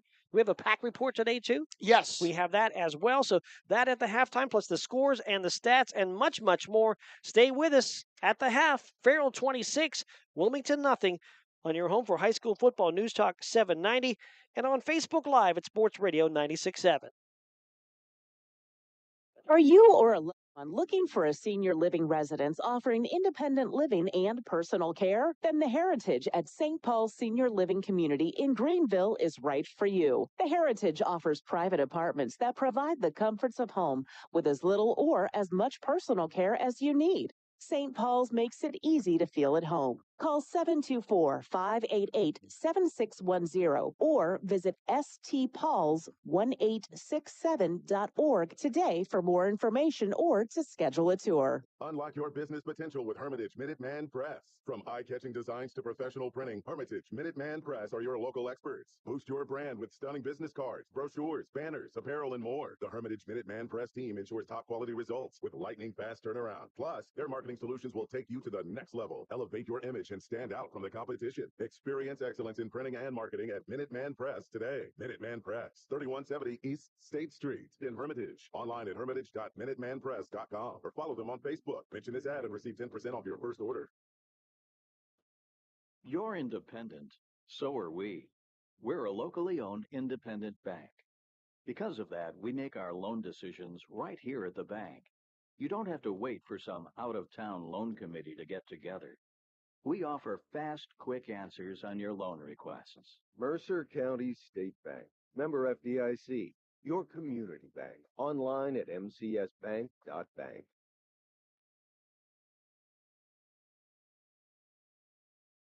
Stay refreshed and hydrated with Herman's Water, your go-to bottled water choice in the Valley since 1908. Herman's premium spring water is sourced from nature's purest springs, delivering a crisp taste that quenches your thirst. Say goodbye to dehydration and hello to hydration. Visit hermanswater.com to order your supply today that can deliver to your home or office for free. Ask about our new customer offer of 1 month free rental and 2 free bottles. Herman's Water, when taste matters. Gosh, honey, what's got you all chef-tastic? You know, it's our kitchen remodel. It's got me all inspired. Oh, are you inspired enough to make dessert? As a matter of fact. Is it chocolate? Oh, it's chocolate. I love you. Get inspiration all your own with a brand new kitchen from Warner's Homes and Improvements. We create new kitchens that dreams are made of. We buy direct from the manufacturers using top quality materials with no shortcuts. The latest in style and functionality for a fair price. Call Warner's today and get inspired. Warner's Homes and Improvements on Route 19 in Mercer or online at warnersconstruction.com. I'm stylish. I'm classic. I'm extremely sarcastic. I'm in love with this band. I'm the #1 fan. I'm a musical genius. Let your t-shirt do the talking. We've got just the message you're looking for. Need a customized t-shirt? Then stop at 2J's Custom Screen Printing in Hermitage. From your favorite prints to customized t-shirts, hoodies, and more. Shop 2J's Custom Screen Printing with big city design right here at home. 2J's Custom Screen Printing on East State Street in Hermitage. From the Legacy Financial Strategy Studios at LegacyWealthMakers.com, this is News Talk 790 WPIC, Sharon Hermitage, a Cumulus media station. The halftime show is brought to you by Lock, Stock, and Barrel, serving giant subs to the Shenango Valley since 1973. We're at the half here at Farrell. Wilmington marching band in the background, and Farrell leads Wilmington by a score of 26-0. And Mark Slazak along with Bob Greenberg. Lee Gross on camera. Our director behind us, James Dotson, the lcsportsnet.com. We're on Facebook, lcsports.net. On the radio, we got you covered in every which way. And here's how we got to this 26-0 score. Farrell took the opening drive, 6 plays, 65 yards, and 306. It was a 24-yard touchdown pass. Aaron Pegues to Joels Johnson. Johnson with 5 of the 6 plays offensively in his hands. Extra point kick was blocked. Farrell led 6-0. Wilmington turned the ball over on downs on their next series. Farrell then goes 77 yards in 4 plays. A 2-yard touchdown run by Joels Johnson, his 10th rushing touchdown of the year. He had a 70-yard run in that series to get down to the Wilmington 6. 2-point conversion pass, Aaron Pegues to Nemo Jones, and Farrell led 14-0 after 1. With 5:32 to go in the half, after a Wilmington turnover and downs at the Farrell 33, the 38-yard line, I should say, it was a 56-yard touchdown run by Joels Johnson for Farrell, his 11th touchdown run of the year. It was just 2 plays on the touchdown drive. Extra point conversion pass was intercepted by Vascal of Wilmington, so Farrell led 20-0. And then right before the half, with 9 seconds to go in the half, following a Wilmington turnover on a Julius Phillips interception, it was Joels Johnson again, but this time not as a runner, a passer. On 1st and goal from the 4, they went Wildcat. They snapped it to Johnson. He took 1 snap and then a jump pass to Zamir Thomas in the end zone. Extra point conversion pass failed, and at the half, it's Farrell 26 and Wilmington 0.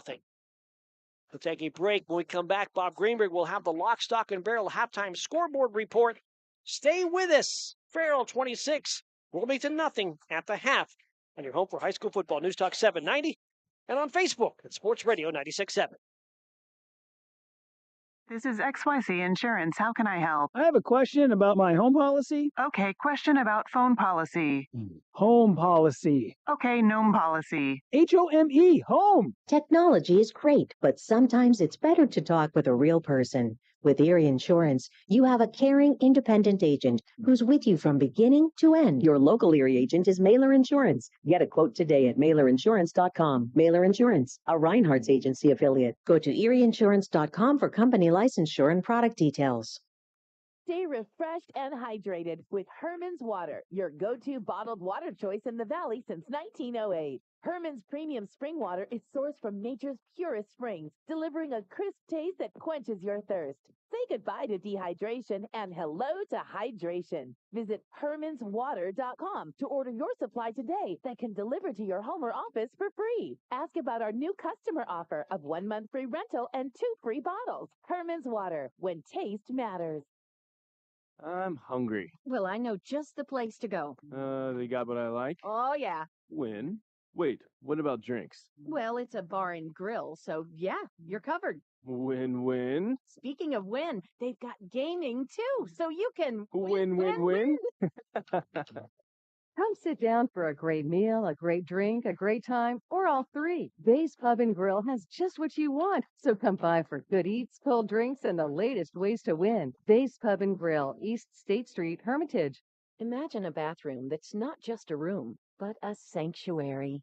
At Warner's Homes and Improvements, they believe in taking the time to get it right. That's why they are proud to introduce their bathroom installation service, where done in a day is a thing of the past. Experience the difference of a bathroom designed for you, not the clock. Visit Warner's Homes and Improvements on Route 19 in Mercer or at warnerconstruction.com. Warner's Homes and Improvements, where your bathroom is our masterpiece. Don't rush perfection. How well do you know your insurance company? Well, I know I pay each month, and I'm covered. Okay, are you sure you have the best rates? Do you have the right coverage for your needs? Are you paying for things you don't need? Well, I haven't actually talked to my agent. I just assumed. Talk to a real person. Talk to someone local and see the difference. Mailer Insurance is local. Mailer Insurance lives where you do, and will give you the coverage you need and nothing you don't at a fair price. And they are always here to talk. Mailer Insurance in Sharpsville or at mailerinsurance.com, a Reinhardt's Agency Incorporated affiliate. Stay refreshed and hydrated with Herman's Water, your go-to bottled water choice in the Valley since 1908. Herman's premium spring water is sourced from nature's purest springs, delivering a crisp taste that quenches your thirst. Say goodbye to dehydration and hello to hydration. Visit hermanswater.com to order your supply today that can deliver to your home or office for free. Ask about our new customer offer of 1 month free rental and 2 free bottles. Herman's Water, when taste matters. The halftime show is brought to you by Lock, Stock, and Barrel, serving giant subs to the Shenango Valley since 1973. At the half at Farrell, Mark Slazak with Bob Greenberg. Aaron Byro back in the studio. Lee Gross on our Facebook camera. James Dotson and the crew, including cameraman Jacob Walzer and others here working with us, getting this thing done here from Farrell. And Farrell at the half with a 26-0 lead over Wilmington. It's time now to send it to Bob Greenberg for the Lock, Stock, and Barrel halftime scoreboard report. All yours, Bob. Lock, Stock, and Barrel halftime scoreboard report. The only region game of the night right here on 790. Farrell leading Wilmington 26-0 in non-league games. Sagertown 14, Mercer 7.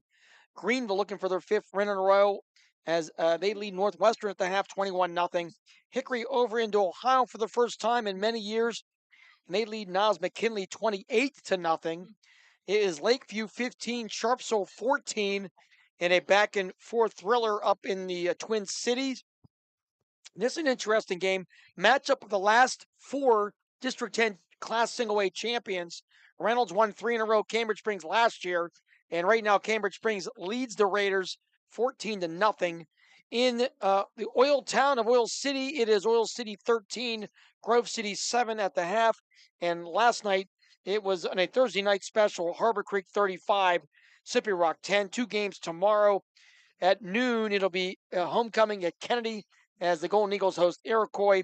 And then tomorrow night at 7 o'clock, the Sharon Tigers head to Meadville, the house of Pain Thrills. What's their nickname for their football stadium? I can't remember, but it'll be Sharon at Meadville tomorrow night. At which stadium? Meadville. Meadville. House of Pain. I don't know. They have all kind of nicknames House up of there. Thrills? That's the basketball gym. Oh, so the field is different. I didn't know. But it'll be a good game tomorrow night. That's a 7 o'clock kickoff. Sounds good. So there Thanks you go. for that. Hey, it's homecoming at Farrell, so they're introducing the court right now as well. You can check that out on the Facebook to take a peek at that as well. But we are at the half. Farrell leading Wilmington by a score of 26-0. We'll take a break. Back at the studio, Aaron will run the President's Athletic Conference report, the PAC report with Joe and Derko, and then back with stats from this one when we return. At the half, Farrell 26, Wilmington 0. Your home for high school football. News Talk 790, Sports Radio 96.7, Facebook, and lcsportsnet.com. I'm hungry. Well, I know just the place to go. They got what I like. Oh, yeah. When? Wait, what about drinks? Well, it's a bar and grill, so yeah, you're covered. Win-win. Speaking of win, they've got gaming too, so you can Win-win-win. Come sit down for a great meal, a great drink, a great time, or all 3. Bay's Pub and Grill has just what you want. So come by for good eats, cold drinks, and the latest ways to win. Bay's Pub and Grill, East State Street, Hermitage.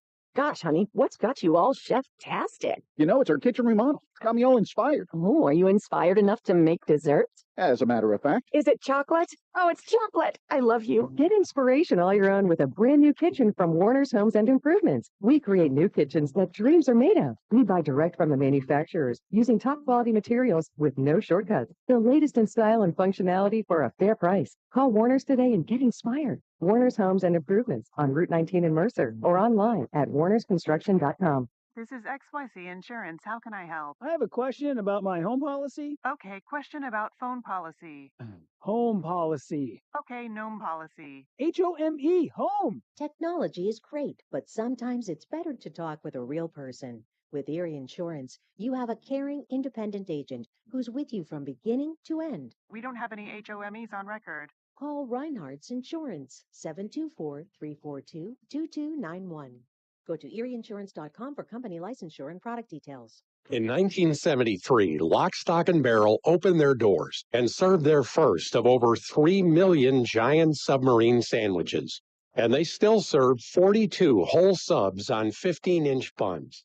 Lock, Stock, and Barrel also has burgers, specialty sandwiches, wraps, gyros, salads, wings, and even breakfast. Lock, Stock, and Barrel is also a full-service deli. Party rings, meat and cheese trays, and cold veggie trays are all available. Open Tuesday through Saturday, closed Sundays and Mondays. Picture this. You're with a group of friends, and someone offers you a pill. You don't know what's in that pill. The person who gave it to you may not even know. By taking it, you may increase your risk of an overdose. Every day, nearly 300 Americans die from a drug overdose. Get the facts. Be your own advocate. Contact Mercer County Behavioral Health, Inc. in Mercer, PA at 724-662-2230 or visit cdc.gov/stop-overdose. Brought to you by the Hermitage PA Rotary Club and the Mercer County Opioid Settlement Fund. The halftime show is brought to you by Lock, Stock, and Barrel, serving giant subs to the Shenango Valley since 1973.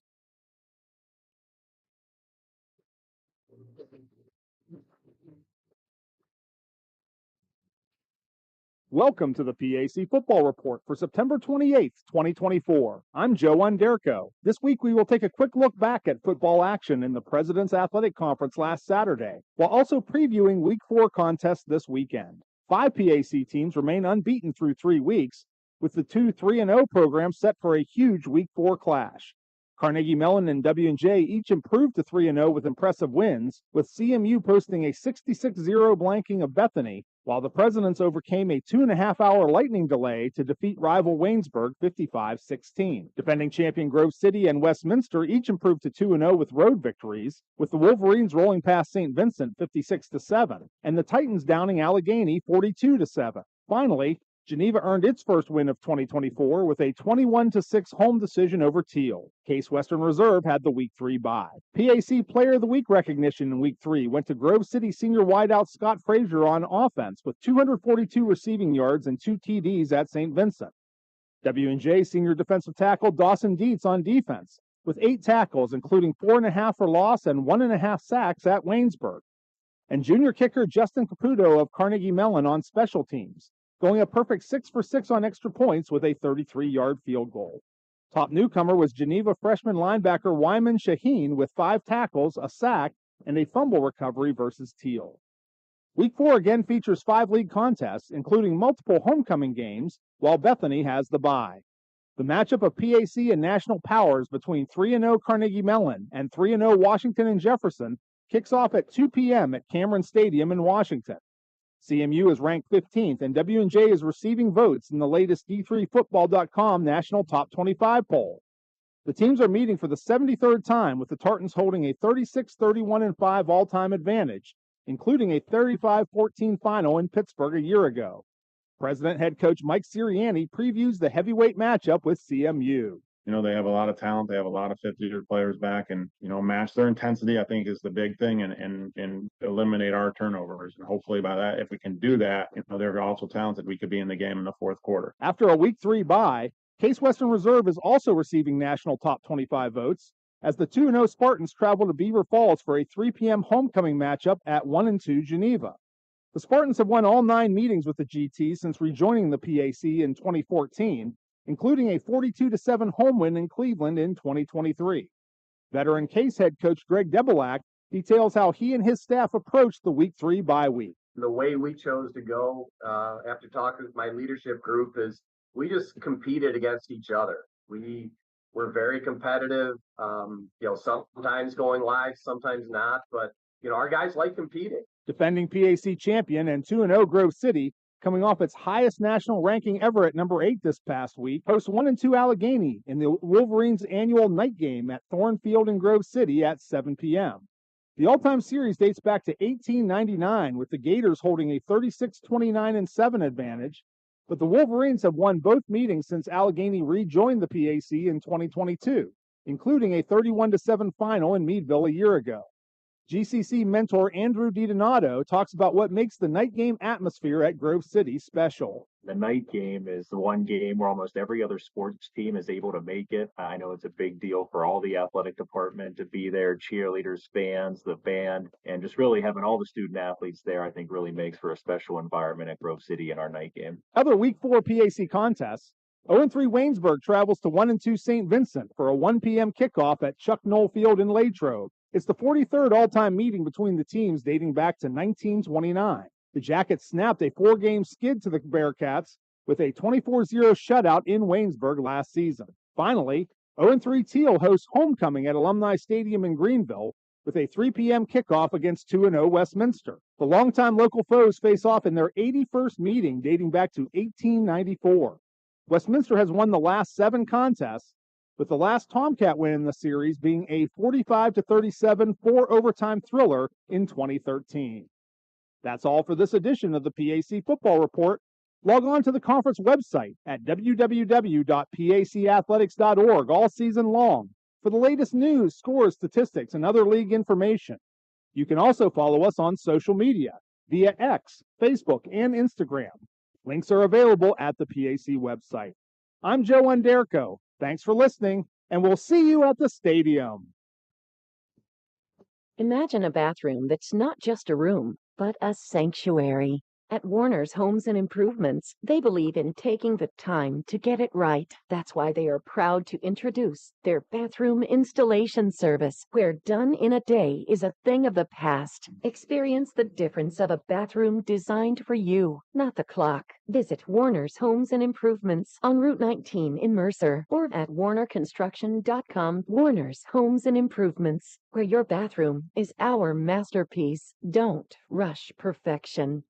Stay refreshed and hydrated with Herman's Water, your go-to bottled water choice in the Valley since 1908. Herman's premium spring water is sourced from nature's purest springs, delivering a crisp taste that quenches your thirst. Say goodbye to dehydration and hello to hydration. Visit hermanswater.com to order your supply today that can deliver to your home or office for free. Ask about our new customer offer of 1 month free rental and 2 free bottles. Herman's Water, when taste matters. Great work, Smith. In appreciation of your hard work, please accept this plaque of recognition. Awards. And here's to the Hornets basketball team.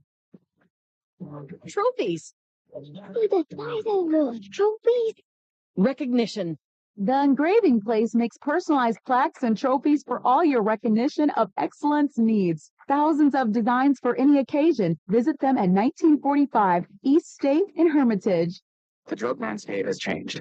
Illegal fentanyl has made its way into the drug supply. Synthetic opioid, up to 50 times stronger than heroin, up to 100 times stronger than morphine. It only takes the tiniest amount to cause a fatal overdose. Although fentanyl is being mixed into almost every kind of drug, you wouldn't be able to see it, smell it, or taste it.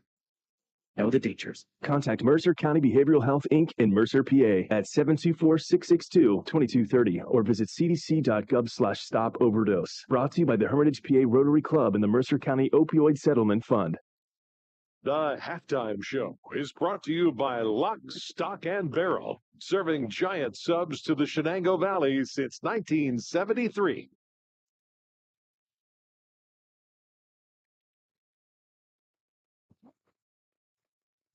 Here the fireworks going off here at Farrell as they have just announced the homecoming king, Khalil Matthews and the Queen Nevaeh Gillespie, in ceremonies here at the half at Farrell, and the Farrell Steelers celebrating a pretty good half as well. A 26-0 lead over Wilmington here at the half. And Bob, some of the numbers. Here are some of the numbers here for Farrell. They're led by Joel Johnson. Monster first half. One of the best you're ever going to see at this level. Johnson, 11 rushes, 152 yards rushing, 2 touchdowns. Also 5 receptions for 87 yards and a touchdown. And he also threw a touchdown pass of 4 yards. Pegues was 6 of 9 passing for 78 yards. Pegues also 4 rushes for 45 yards. Thomas caught a touchdown pass of 4 yards. Kane had a rush for 6 yards. Farrell flagged 5 times for 40 yards. Johnson also returned a fumble return on the defensive side. Farrell, 16 carries, 203 yards rushing, 82 yards passing, 285 yards for Farrell in the first half. on 26 plays. Wilmington, they were led by Miller, 11 carries, 93 yards rushing. Estrella, 5 carries for 24 yards. Mitchell Tree, 6 for 21. Pascal was 1 of 3 passing for 10 yards and an interception. Wilmington flagged 5 times for 28 yards. Overall, Wilmington, 22 carries, 138 yards rushing, 148 total yards on 25 plays. Take a break, come back with the third quarter of action when we return at the half. Farrell 26, Wilmington nothing. Your home for high school football is News Talk 790. We're on the Sports Radio 96.7 Facebook page and also tonight on lcsportsnet.com. I've worked hard to make my house a home, and I expect my insurance to work hard too. That's why I'm with Erie Insurance and my local agent. They offer the service I deserve, the coverage I need, all at a price I can afford. Your local Erie agent in Hermitage is Reinhardt's Insurance. Get a quote at 724-342-2291 or visit reinhardts.com. Go to erieinsurance.com for company licensure and product details. When you're a grower, you know what it takes to thrive in the field. My bank understands and respects that. When you've got a financial partner working alongside you, it makes the days a little easier and the numbers all add up. My bank is experienced when it comes to agriculture. My family's been doing business with them for a long time. I'm independent, and so is my bank. Mercer County State Bank, member FDIC, your community bank. Online at mcsbank.bank. A community is more than just houses, buildings, and streets. It's the people who live and work and contribute to making life for themselves and the people around them better. Attorney Bill Motor believes in the young people who are this community's future. Attorney Bill Motor would like to say good luck, good health, and best wishes to all the players, coaches, band members, and cheerleaders in today's game and throughout the season. Attorney Bill Motor, 2500 Highland Road, Hermitage. The third quarter is brought to you by Warner's Homes and Improvements, making dreams come true since 1958. Getting ready to start this third quarter of action with the Farrell Steelers leading Wilmington by a score of 26-0. Heard Bob mention it in the stat wrap-up. What a first half by Joels Johnson, running for a couple of touchdowns, catching a pass for a touchdown, and throwing a pass for a touchdown. He's got a big lead for the Reinhardt's Insurance Player of the Game here at the half. Yeah, I would think so. He has a lead. He is a odds-on favorite at this point. It's happened a few times, but it hasn't happened very often in our career to see the kind of the hat trick here by a player, and especially in a half. Doesn't happen every day. It's very unique. Now we need to get a return touchdown just for the sake of adding one more. The hat trick is 3. What's 4? What's that called? I don't know. I think it's people just making jokes and making it up, so I don't know. You can say it out loud. Double brace. Double brace? I don't know that one. Too. So a double brace. Double brace? I don't know. Is that a hockey term? Soccer. Soccer term. The hat trick came from soccer, or from hockey, though, right? Hat trick came from... So somebody's had to have at one point somewhere. Where's Briggsy when you need him? Somebody had to have 4 goals in a hockey game once. I'm going to let you try to get out of this discussion here because you're the one that brought it up. I'm going to say even go. I like when they used to throw the what was this, squid or octopus on the ice too. I don't even know what that was called, but I remember that happening. I'm not a hockey fan. I was trying to help just move this half along and still entertain with my zero knowledge of hockey. Yes, but I do know what a hat trick is 3.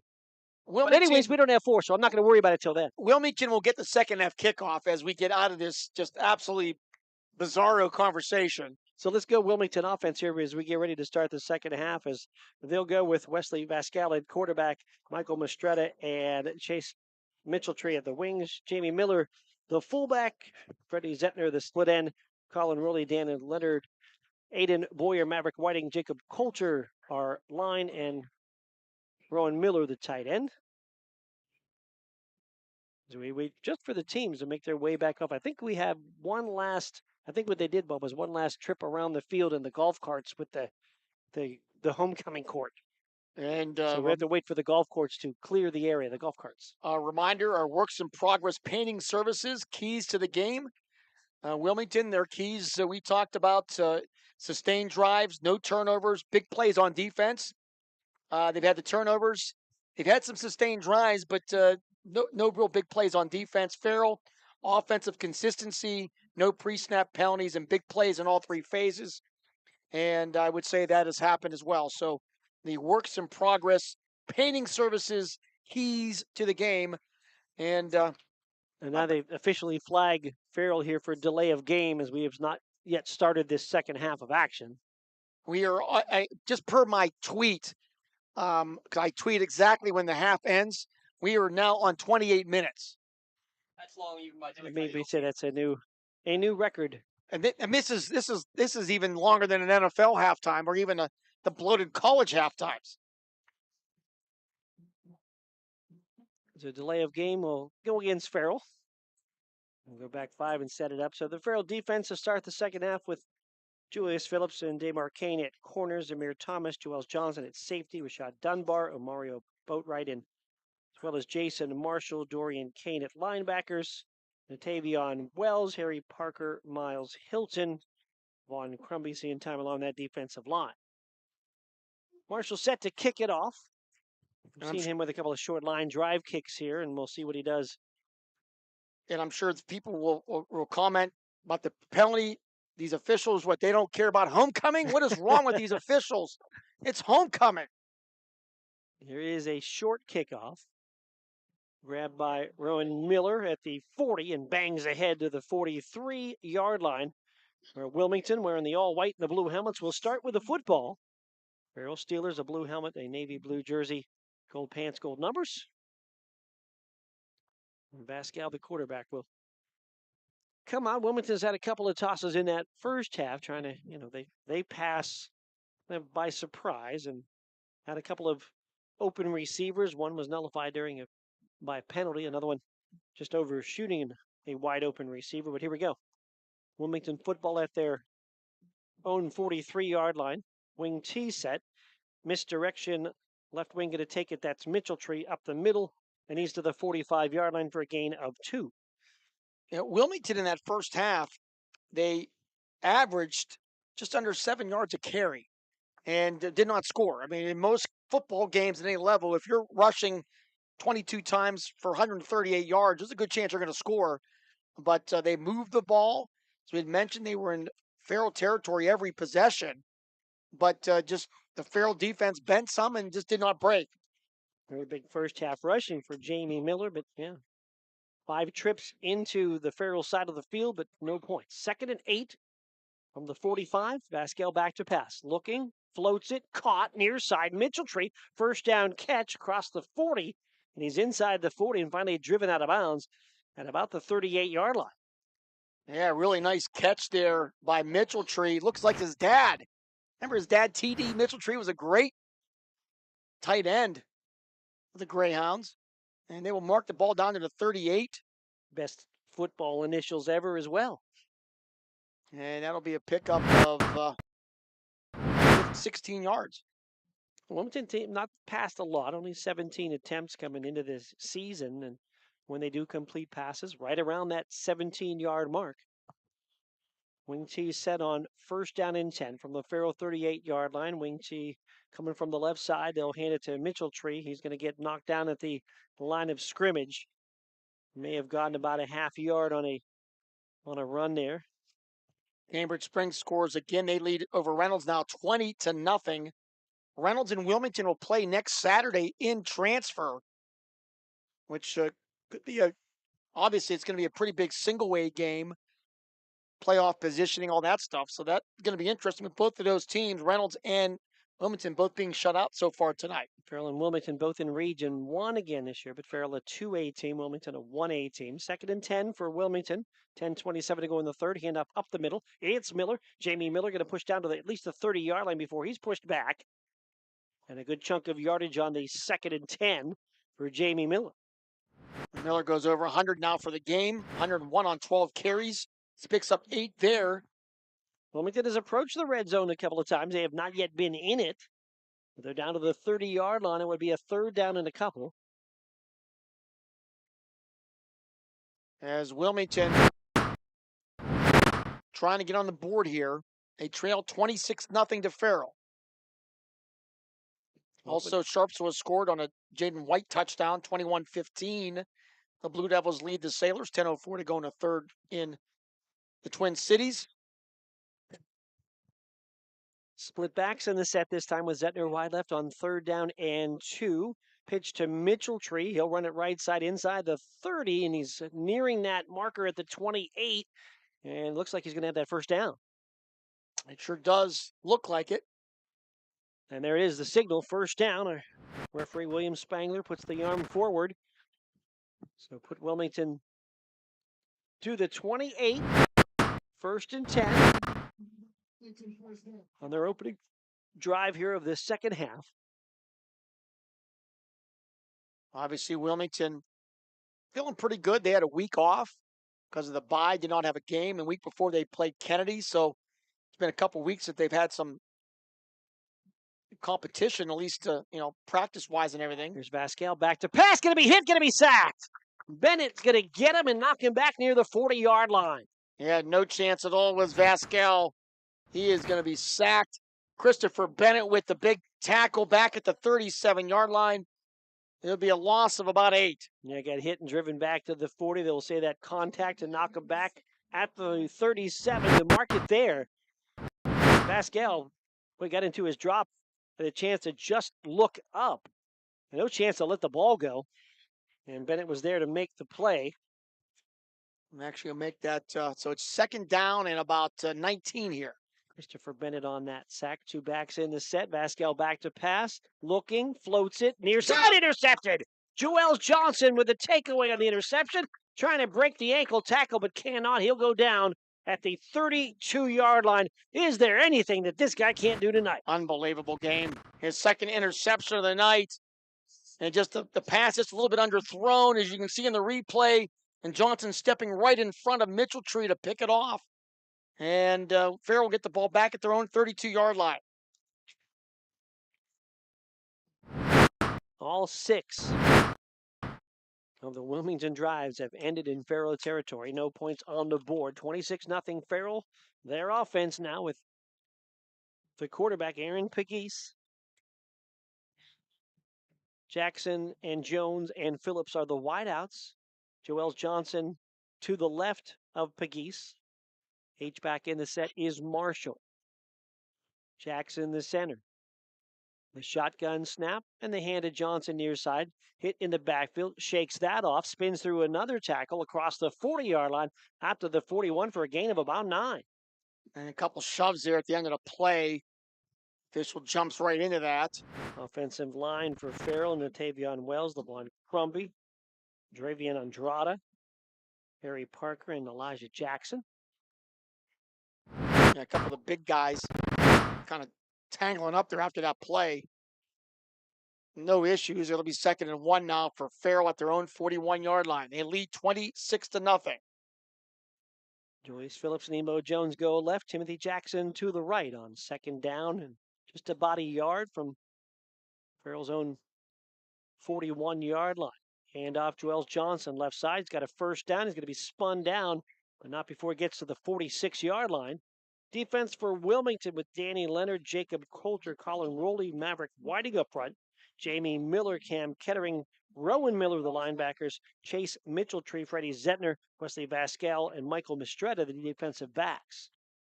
One positive about Johnson not returning that interception for a touchdown. We did not have to figure out what 4 different ways would have been. Now, Aaron Byers saying 4 strikes in a row in bowling is called a ham bone. I know 3 is a turkey, but we weren't going with that. But keep searching, Aaron. Keep searching. It hasn't happened yet, so we don't have to worry about it up at this point. But be ready. 3 receivers bunched to the right side. Snap to Pegues. He'll hand to Johnson, then a reverse to Kane left side. He's going to go to the 50, to the 45, to the 40 with a stiff arm and down to the 35. So reverse and the run for Damar Kane. And Damar will pick up the first down. They'll officially mark him at the 37-yard line of Wilmington. 20 or 18 yards there for Kane. Little trickery there by Coach Ant Pegues. And it'll be 1st and 10 for Farrell down to the 37-yard line. Willis Phillips going to check off. Thomas will check in. 1st and 10 from the 37 of Wilmington. Farrell with a 26-0 lead. Johnson will move to the right of Pegues in a shotgun set. And here's a handoff to Johnson. Stutter step left side, spins right into the tackler and cannot get away. He's going to lose yardage on that run. Yeah, that time, Greyhound Maverick Whiting able to square up and make a nice tackle on Johnson for a couple-yard loss. Move it back to the 39-yard line of Wilmington to be a 2nd down and 12. Talked to Aunt Pegues before the game about coaching his son, and didn't like how he was warming up tonight, so he told an assistant coach to go talk to him. Sometimes father-son type stuff may not work before kickoff, so thought that was interesting. 3 receivers bunch the right, shotgun snap. Pegues rolls to his right, pressure coming. Whiting chasing. Pegues fires it down the field. It's caught. It's Nemo Jones with a catch down to the 30-yard line. As Pegues was running for his life to that right side and found Nemo Jones open for the catch at the 30-yard line to set up 3rd and short. But it's almost, I don't want to say it was a no-look pass there, but I'm looking at the replay. He just kind of threw it up for downfield. He saw Jones, but a very difficult pass there by Pegues. Very impressive. Patrick Mahomes-like. And it'll be 3rd and about 3 here. Phillips will go wide left. 2 receivers will be to the right side. An H-back just behind left guard. Here comes motion, fake handoff, and they'll give it up the middle on 3rd and short to Johnson. He's going to get nothing. He's going to be knocked down at the 30-yard line.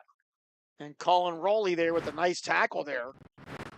So a rare stuff there for Wilmington on Johnson here tonight. Well, they faked a reverse there, or jet motion, I should say, with Stevie Dean. They did not give it to him, and then went Johnson up the middle, but tripped up. So 4th down and about 3 here for Farrell. Hickory leads 35-0 now over Niles.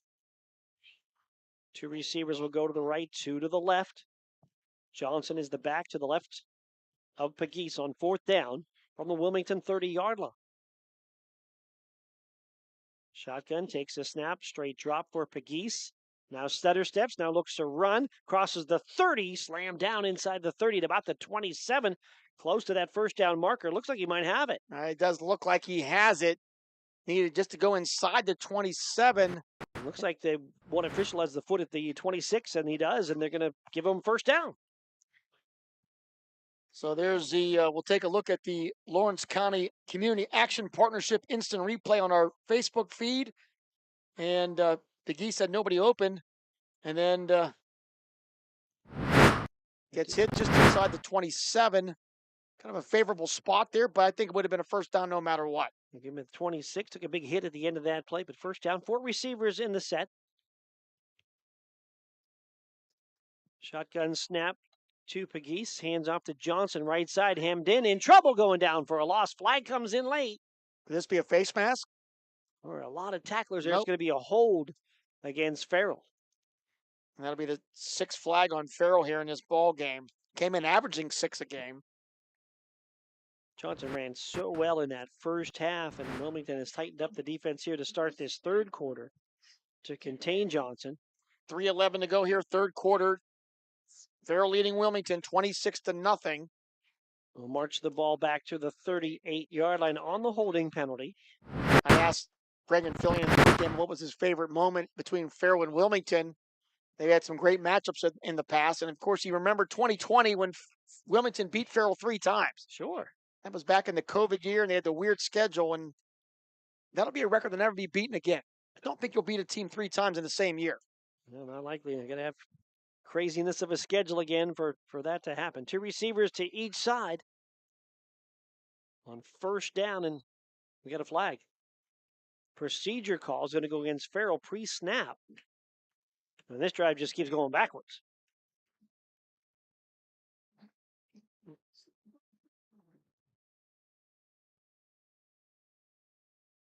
So mark another penalty back, set the ball now at the 43-yard line. And it's first, and they got to go all the way down to the 16. Yeah. So first and 27 now for Farrell. As week number 6 of high school football, like in a blink of an eye, we're week 6. Jones goes left. Jones goes wide left, and Dorian Kane wide right. Shotgun for Pegues. Takes a snap. Straight drop. Firing long right side. Joel Johnson out there. Caught it. 10, 5. Dives for the goal. Can't get there. Ball comes out. They'll call him down at the 2-yard line on the tackle. Before that ball squirted out. Completed pass. Tackle at the 2. First down and goal for Farrell. 40-yard reception for Johnson. He looped out of the backfield on that play down the right sideline on a wheel route.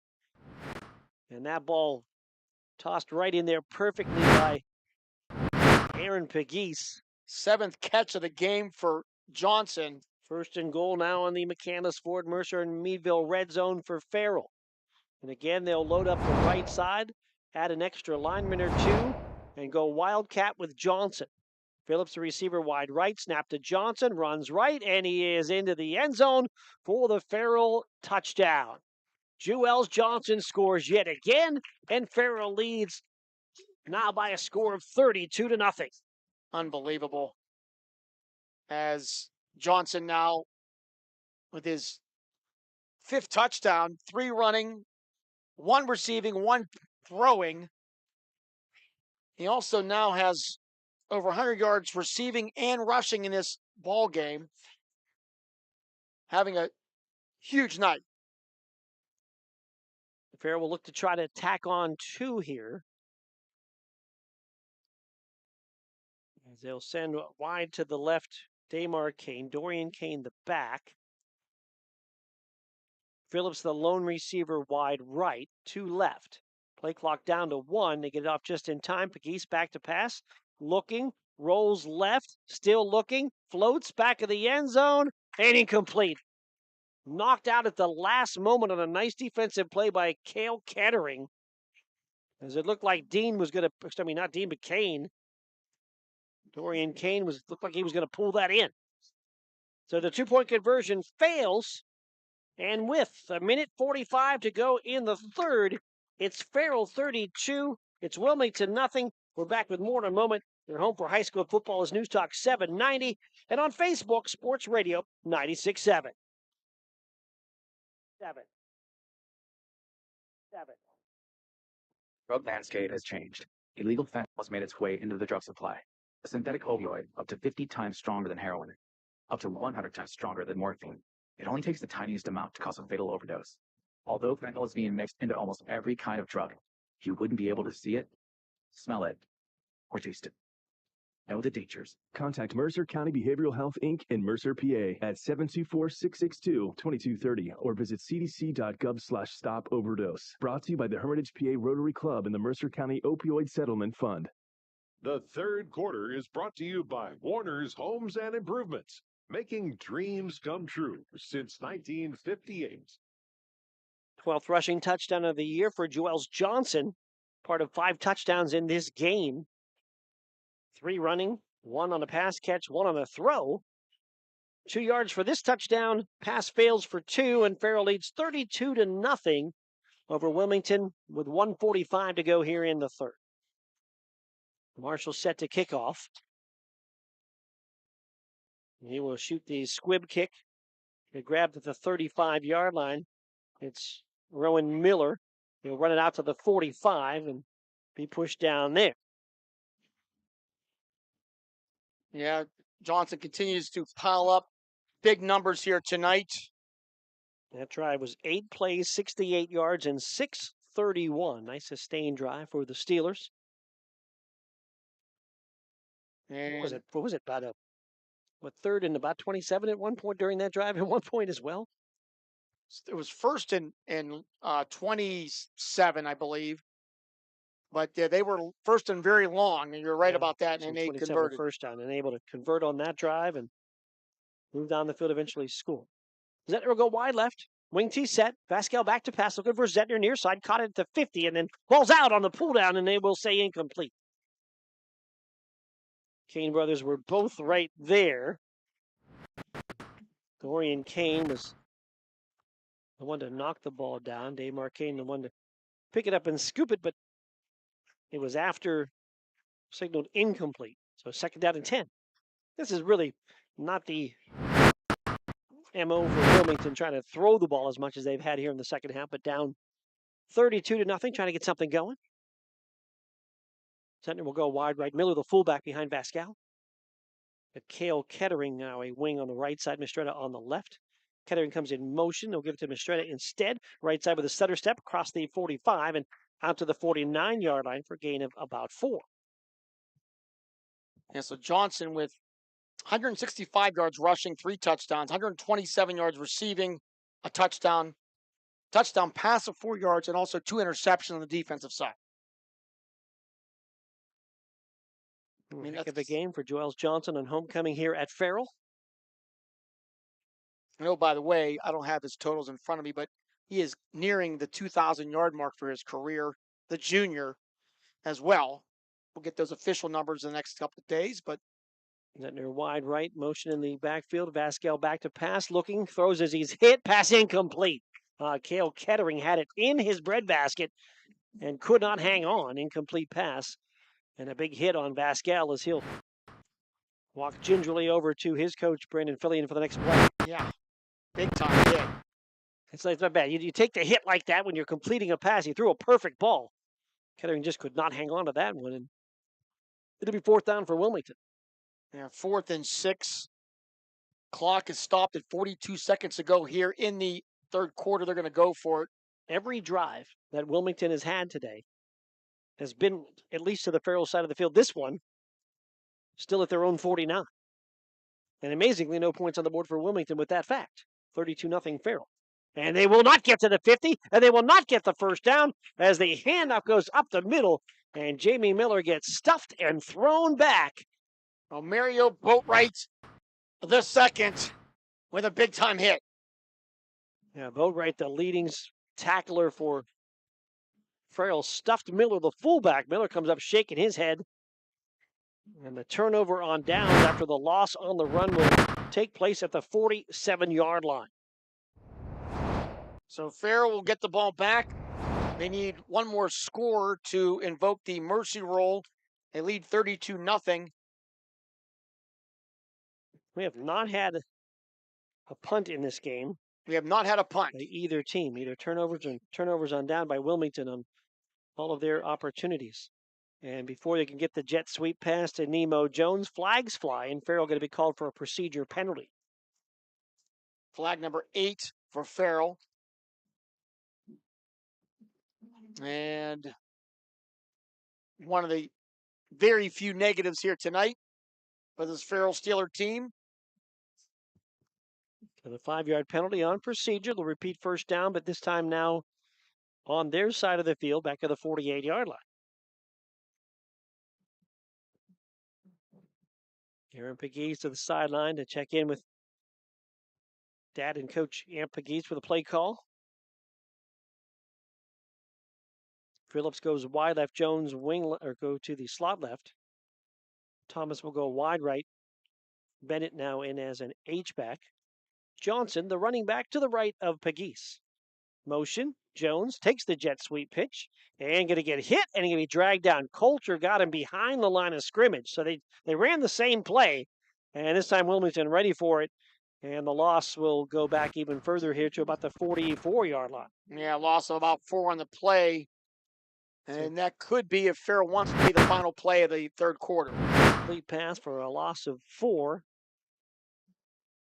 And the clock down to 10 seconds, and looks like Farrell in no hurry. They will approach the ball with 2, but I think it's going to run out on them, and it will. That's going to end the third quarter. We've played 3. It is Farrell 32, Wilmington nothing. We're back with the fourth when we return. Find us right here on News Talk 790, on Sports Radio 96.7 Facebook, and on lcsportsnet.com. I'm stylish. I'm classic. I'm extremely sarcastic. I'm in love with this band. I'm the #1 fan. I'm a musical genius. Let your t-shirt do the talking. We've got just the message you're looking for. Need a customized t-shirt? Then stop at 2J's Custom Screen Printing in Hermitage. From your favorite prints to customized t-shirts, hoodies, and more. Shop 2J's Custom Screen Printing with big city design right here at home. 2J's Custom Screen Printing on East State Street in Hermitage. In 1973, Lock, Stock, and Barrel opened their doors and served their first of over 3 million giant submarine sandwiches. And they still serve 42 whole subs on 15-inch buns. Lock, Stock, and Barrel also has burgers, specialty sandwiches, wraps, gyros, salads, wings, and even breakfast. Lock, Stock, and Barrel is also a full-service deli. Party rings, meat and cheese trays, and cold veggie trays are all available. Open Tuesday through Saturday, closed Sundays and Mondays. The fourth quarter is brought to you by Shell Restoration, the area's #1 roofing, siding, windows, and gutter installer. Homecoming at Farrell has been festive for the Steelers thus far. We start the fourth quarter with Farrell leading 32-0 over Wilmington. I'm Mark Slazak along with Bob Greenberg. Lee Gross is on Facebook camera. James Dotson directing in the booth. Bob Greenberg on color. Aaron Byro back at the studio. Jacob Walzer on camera as well. Here's a hand up the middle. That's first run for Stevie Dean inside the 50-yard line and out to about the 48 of Wilmington near the front of the sticks. Previous of all the penalties. Got about 7 on that run. Kennedy, by the way, we mentioned next week Reynolds and Wilmington. Farrell is back here taking on Kennedy next week. That would be obviously a significant mismatch right now. 3 receivers to the near side, 1 far side. Right now and also next Friday. It's going to be a mismatch no matter when they play. Third down and about 13 here. About 12. Third down and 12, we'll call it. From the 49 of Wilmington. Shotgun to Pegues looking near side. Pass caught by Jones. Jones 50 makes a man miss 45. Still on his feet 40 and down to the 39.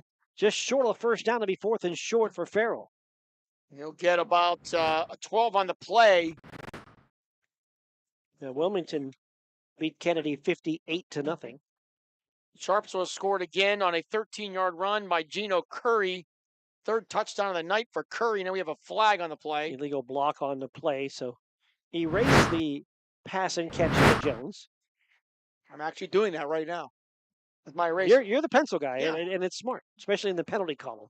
So back to the 42-yard line on the penalty. So Gino Curry, his 3rd TD of the night. Sharpsville 28, Lakeview 15, late 3rd quarter.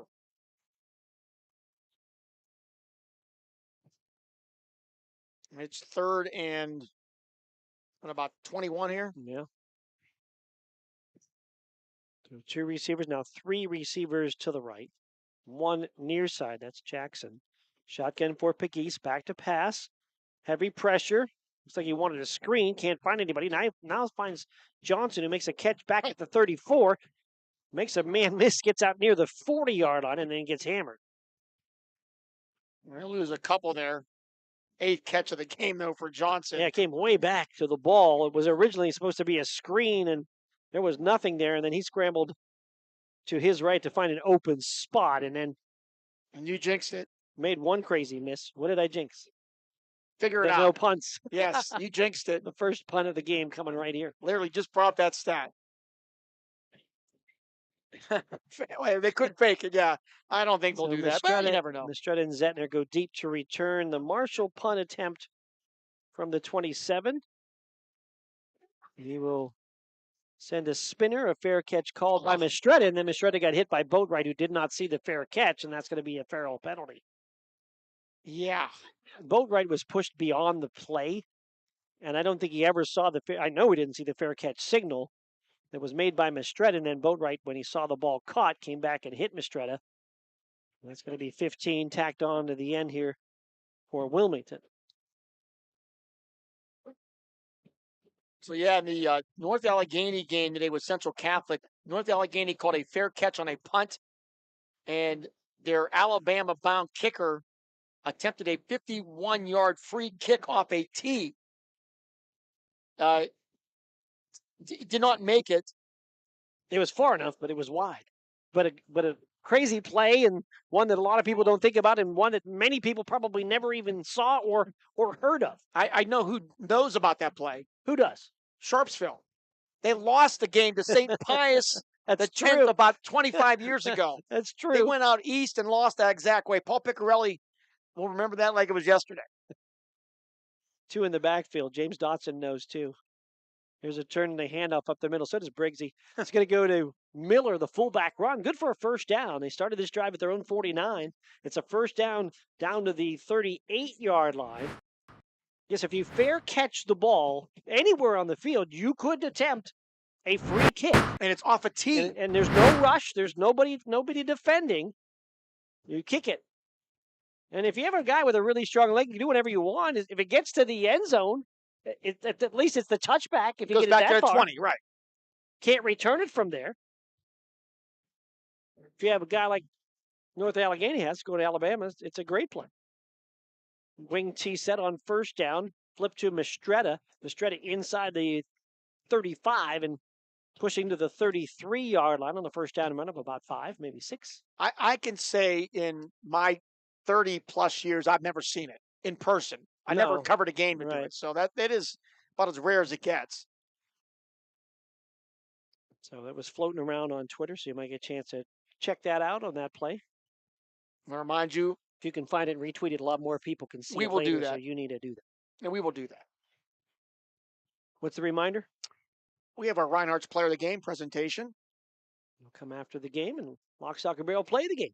That'll be the tougher choice. Here's a handoff up the middle. Miller on second down and about 5 there. Short yardage up the middle, maybe 1 to the 32-yard line. And our friends at Lawrence County SportsNet also have a couple awards they'll be passing out. They have the Player of the Game and the MVP of the game. Play an MVP. Play of the game and the MVP of the game. Might be the same guy getting all the awards. He might be taking the same plays, too. May need a wheelbarrow. Third down and 4 now for Wilmington. 8:02 to go in this one. Farrell with a 32-0 lead. Zentner goes wide right from their own 32. Pitch will go to Mitchell-Tree. And he'll run it up the middle. Only down to maybe the 30. Short of the 30, so it'll be 4th down. Clock still running down to 7:40 to go in this game. I did some research earlier this week. I was saving it for now. I was hoping you did something now about those 4 touchdowns, but go ahead. No. In the history of Farrell football, this is through the Professor Briggs History Project. Okay. They have never entered the month of October. Never entered the month of October in 100-plus years with 5 losses. If they would have lost tonight, it would have been their 5th loss, first time ever. 4th down, pitch to Mistretta, left side. Farrell strings it out, pushes him out of bounds right at the sticks. That was Johnson who pushed him out as well. So we'll see what this call is. The chain gang bailed, as they should, and we'll see where they mark it. I think he's going to be short. Johnson stood him up. I think he's going to be short. Yeah, they're going to put the ball down at the 29. Wilmington offense thought for sure they had it, and they're now surprised as it's a turnover on downs again in Farrell territory. Oil City leads Grove City 21-14. Third quarter, Greenville 42-0 over Northwestern. Hickory 49-0 over Niles.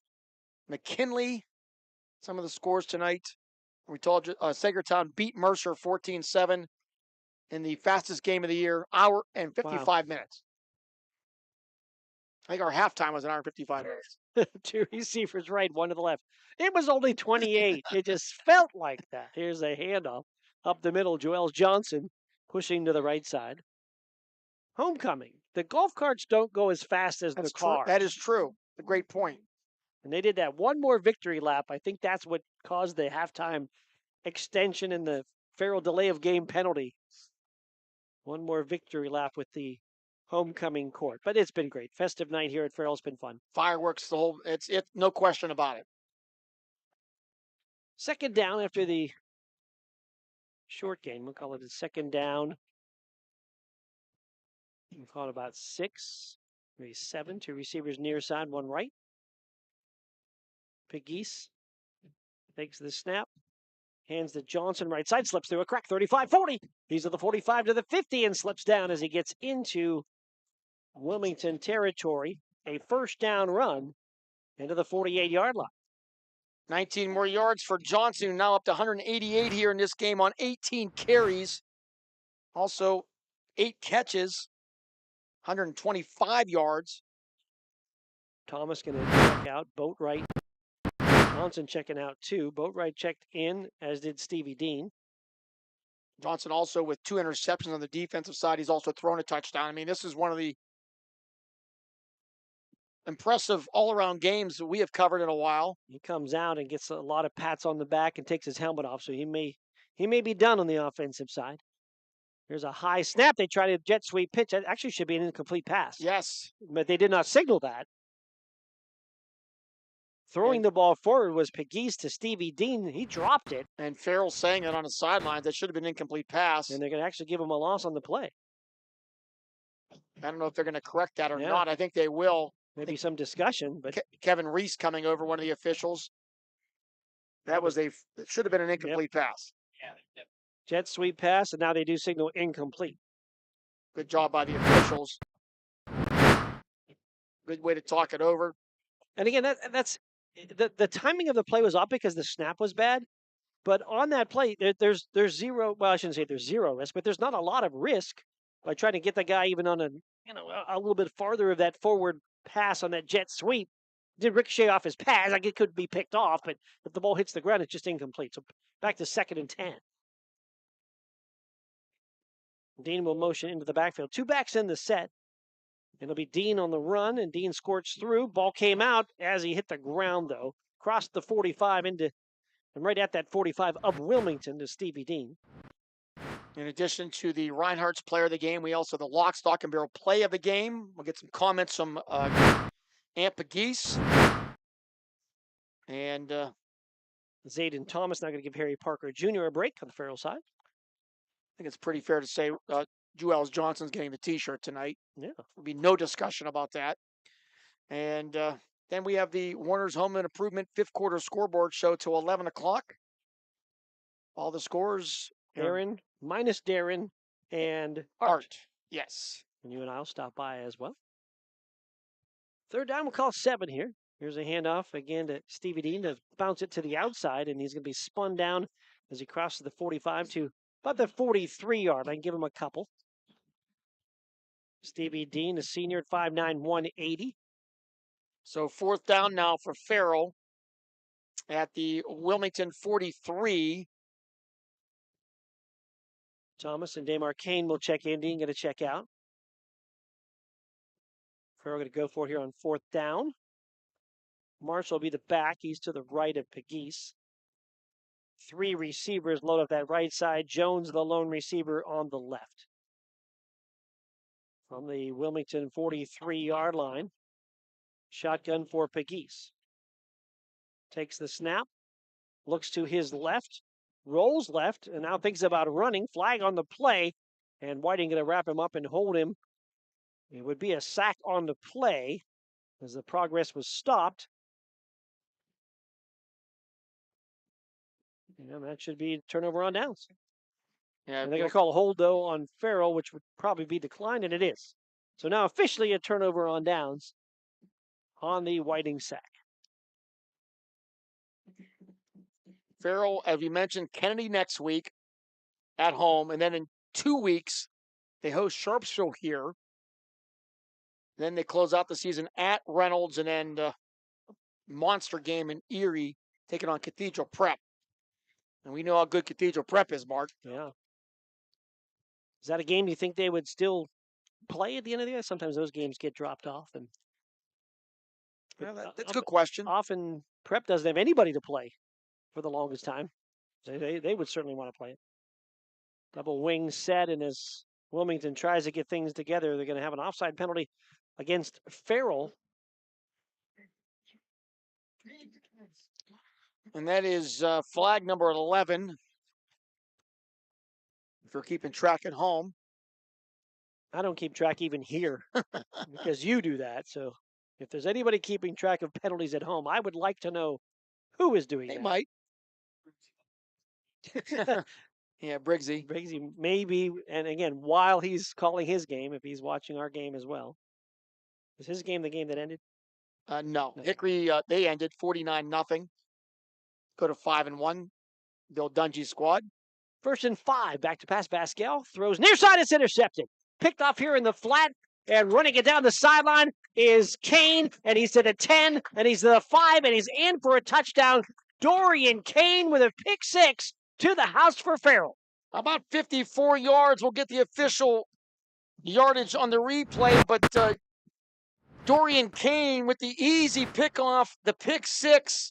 And it will be officially 54 yards. It is now 38-0. So it's an interception return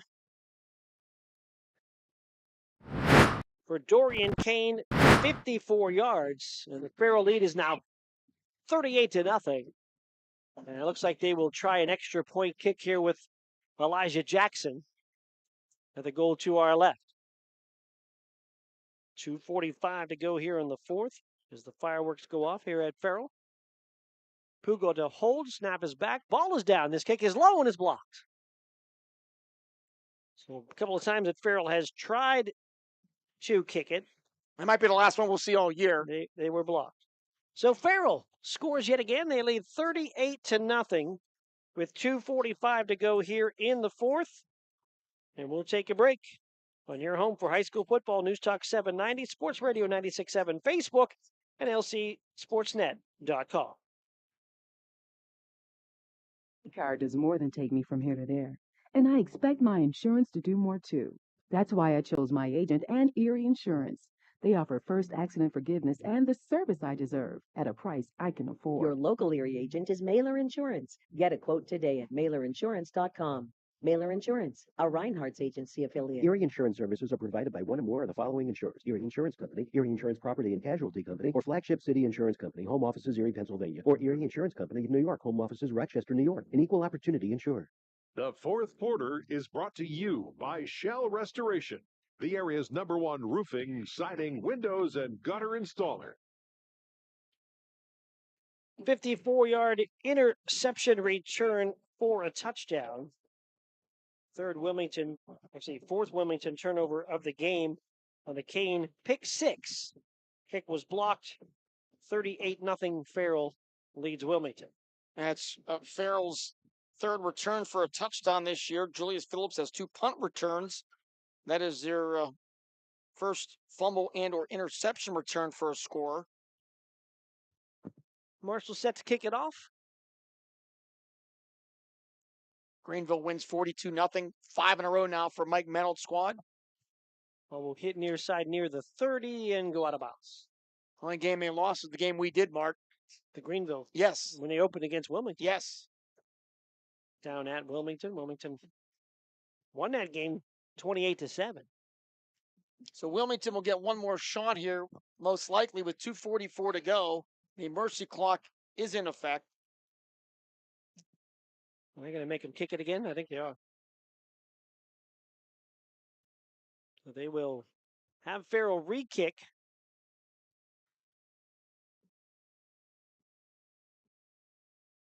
I'll put the ball at the 40 for the re-kick, and Jason Marshall will do it again. Actually going to move it back to the 35. Erie beating Franklin tonight after 3, 74-0. Been a tough year for the Franklin Knights. Titusville 47, Northeast 14. Titusville hosts Hickory next week, and that could be a very interesting game. So Marshall tees it up back at the 35. He will boot it near side. Mistretta will grab it at the 34. Head to the 40. 45. Spins out of a tackle at the 50, and he's into Farrell territory. And we'll mark him out at around the, or mark him down at around the 47-yard line. And really an unbelievable stat. Wilmington in Farrell territory again. Yeah. They've been in every single possession except for the one that was a turnover on downs at their own 47. So they were right there. Last one as well was intercepted in Farrell territory. Yeah. But still, it's been... That is an incredible stat in a game that is 38-0. 10 possessions. Never got to the red zone. I think 8 of the 10 possessions in Farrell territory. Close as they got was to the 23. There's a turn and a handoff, and up the middle on the run, I believe that was Cam Kettering, freshman, to the 45-yard line.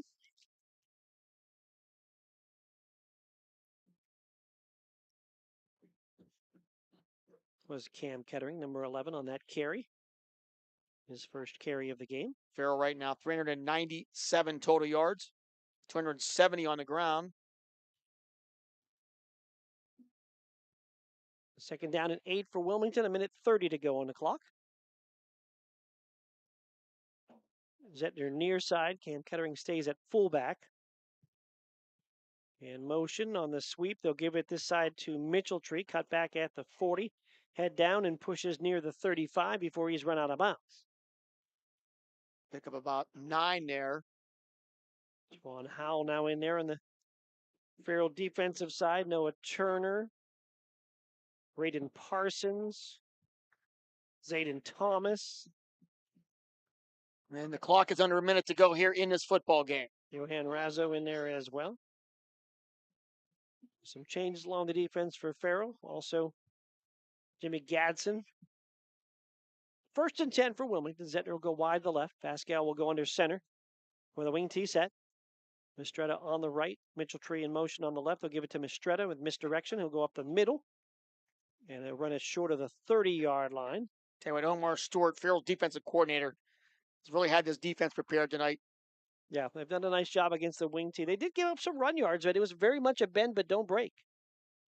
And that could be maybe one more play here if Wilmington wants to. It was Razzo on that last tackle.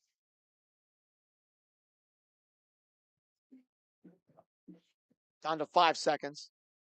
We'll get one more playoff and up the middle run to the fullback Kettering. Kettering will run it to the 25-yard line. That's Cam Kettering, and that's going to do it as the clock hits 0. Final score here from Farrell on their homecoming night as the fireworks go off. Farrell 38 and Wilmington nothing. We're back with postgame when we return. Your home for high school football. News Talk 790, Sports Radio 96.7, Facebook, and lcsportsnet.com. Stay refreshed and hydrated with Herman's Water, your go-to bottled water choice in the Valley since 1908. Herman's premium spring water is sourced from nature's purest springs, delivering a crisp taste that quenches your thirst. Say goodbye to dehydration and hello to hydration. Visit hermanswater.com to order your supply today that can deliver to your home or office for free. Ask about our new customer offer of 1 month free rental and 2 free bottles. Herman's Water, when taste matters. In 1973, Lock, Stock, and Barrel opened their doors and served their first of over 3 million giant submarine sandwiches. And they still serve 42 whole subs on 15-inch buns. Lock, Stock, and Barrel also has burgers, specialty sandwiches, wraps, gyros, salads, wings, and even breakfast. Lock, Stock, and Barrel is also a full-service deli. Party rings, meat and cheese trays, and cold veggie trays are all available. Open Tuesday through Saturday, closed Sundays and Mondays. Picture this. You're with a group of friends, and someone offers you a pill. You don't know what's in that pill. The person who gave it to you may not even know. By taking it, you may increase your risk of an overdose. Every day, nearly 300 Americans die from a drug overdose. Get the facts. Be your own advocate. Contact Mercer County Behavioral Health, Inc. in Mercer, PA at 724-662-2230 or visit cdc.gov/stop-overdose. Brought to you by the Hermitage, PA Rotary Club and the Mercer County Opioid Settlement Fund. Imagine a bathroom that's not just a room, but a sanctuary. At Warner's Homes and Improvements, they believe in taking the time to get it right. That's why they are proud to introduce their bathroom installation service, where done in a day is a thing of the past. Experience the difference of a bathroom designed for you, not the clock. Visit Warner's Homes and Improvements on Route 19 in Mercer or at warnerconstruction.com. Warner's Homes and Improvements, where your bathroom is our masterpiece. Don't rush perfection. Stay refreshed and hydrated with Herman's Water, your go-to bottled water choice in the Valley since 1908. Herman's premium spring water is sourced from nature's purest springs, delivering a crisp taste that quenches your thirst. Say goodbye to dehydration and hello to hydration. Visit hermanswater.com to order your supply today that can deliver to your home or office for free. Ask about our new customer offer of 1 month free rental and 2 free bottles. Herman's Water, when taste matters. The fifth quarter show is brought to you by Reinhardt's Insurance.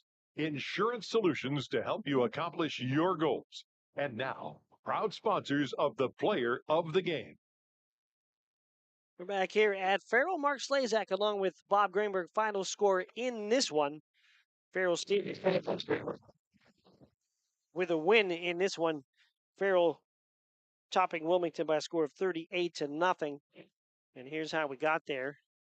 And we will get down to Bob Greenberg here momentarily as well with the Farrell Steelers. And that might be before we get to the scoring wrap-up, as Farrell has broken up their post-game huddle. So before we get too deep in the scoring wrap-up, we're going to see what Bob's going to do down there as he looks to track down Coach Amp Pagese.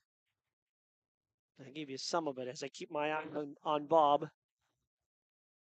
And I think we're going to go down to Bob here. So I won't give you any of it just yet. Farrell with a win by a score of 38-0.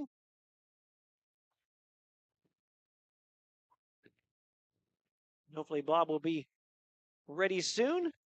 And let's go down to Bob.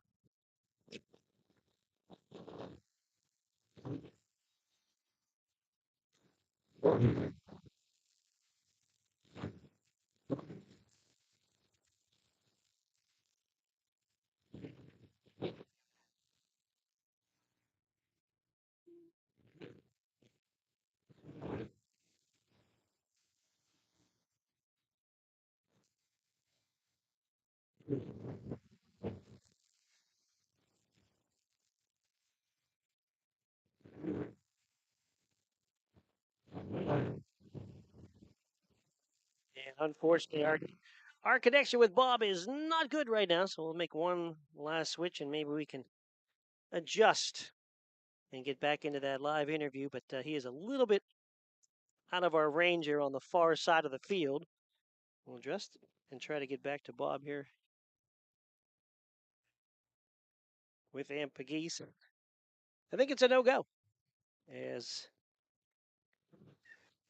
nothing but static right now from Bob and Coach Pagese. So he'll have that and post that online. So we'll get it that way rather than try to listen to that. So I'll give you the scoring wrap-up. Here's how it went. Farrell Steelers on their opening drive, 24-yard touchdown pass, Aaron Pagese to Joels Johnson. Capped a 6-play, 65-yard drive in 3:06. Extra point kick was blocked, and Farrell led by a score of 6-0. After Wilmington turnover on downs to the Farrell 23, Farrell goes 4 plays, 77 yards, and 2:09. A 2-yard touchdown run by Johnson after he had a 70-yard run that set up the touchdown down to the 6-yard line. 2-point conversion pass Pagese to Nemo Jones. Farrell led 14-0. Into the second quarter, 56-yard touchdown run by Johnson. 2-point conversion pass intercepted. Farrell led 20-0. And then in the second quarter, Johnson also scoring again. This time a TD pass. Johnson, 4-yard touchdown pass to Zamir Thomas. Extra point conversion pass failed. Farrell 26-0 at the half. Third quarter, Joels Johnson, his 5th touchdown he was part of in the game on a 2-yard touchdown run this time. 8 plays, 68 yards on that drive, and 6:30 for Farrell to go up 32-0 as the conversion failed. Farrell gets a Dorian Kane 54-yard pick 6 to end it with 2:45 to end the scoring. On the fourth Wilmington turnover of the game, extra point kick was blocked. Farrell with a 38-0 win. In this one, Farrell goes to 2-4, and the Wilmington Greyhounds falling to 3-2 in this one. So no connection down the field with Bob. So look for those post-game interviews later on both the Facebook page, Sports Radio 96.7, and we can also find those interviews in post-game on Twitter as well. So stay tuned for those. We're going to give you the the Reinhardt's Insurance Player of the Game. That award's going to go to Jewels Johnson today. Jewels 18 carries for 188 and 3 touchdowns, 8 pass catches for 125 and a touchdown. He threw a pass for 4 yards. That was a touchdown. He also intercepted 2 passes. Tough to get a better game from one gentleman than Johnson had tonight. In conjunction with Sports Radio 96.7, Reinhardt Insurance, proud to honor Jewels Johnson as the player of the game. Will pick up a customized T-shirt from 2 J's and a B in Hermitage as player of the game. We'll put money into a scholarship fund in his name. At the end of the 24-25 sports season, we'll have a student athlete be the Reinhardt's Insurance Student Athlete Scholarship winner. Check it out at sportsradio967.com. Congratulations, Jewels Johnson of Farrell, the Reinhardt's Insurance Player of the Game. Reinhardt's Insurance Player of the Game, powered by Landmark Information Services, the place for your website and social media design needs. We'll take a break. When we come back, we'll have the numbers from this one, plus the lock, stock, and barrel play of the game. Final score, once again, in this football game, Farrell 38 and Wilmington nothing. We're back with more in a moment on your home for high school football, News Talk 790 and Sports Radio 96.7. 790 and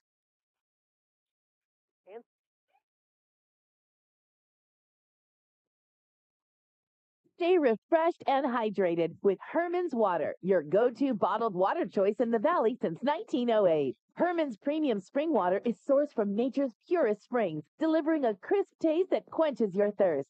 Say goodbye to dehydration and hello to hydration. Visit hermanswater.com to order your supply today that can deliver to your home or office for free. Ask about our new customer offer of 1 month free rental and 2 free bottles. Herman's Water, when taste matters. I'm hungry. Well, I know just the place to go. They got what I like? Oh, yeah. When? Wait, what about drinks? Well, it's a bar and grill, so yeah, you're covered. Win-win? Speaking of win, they've got gaming too, so you can Win-win-win? Come sit down for a great meal, a great drink, a great time, or all three. Bay's Pub and Grill has just what you want. So come by for good eats, cold drinks, and the latest ways to win. Bay's Pub and Grill, East State Street, Hermitage.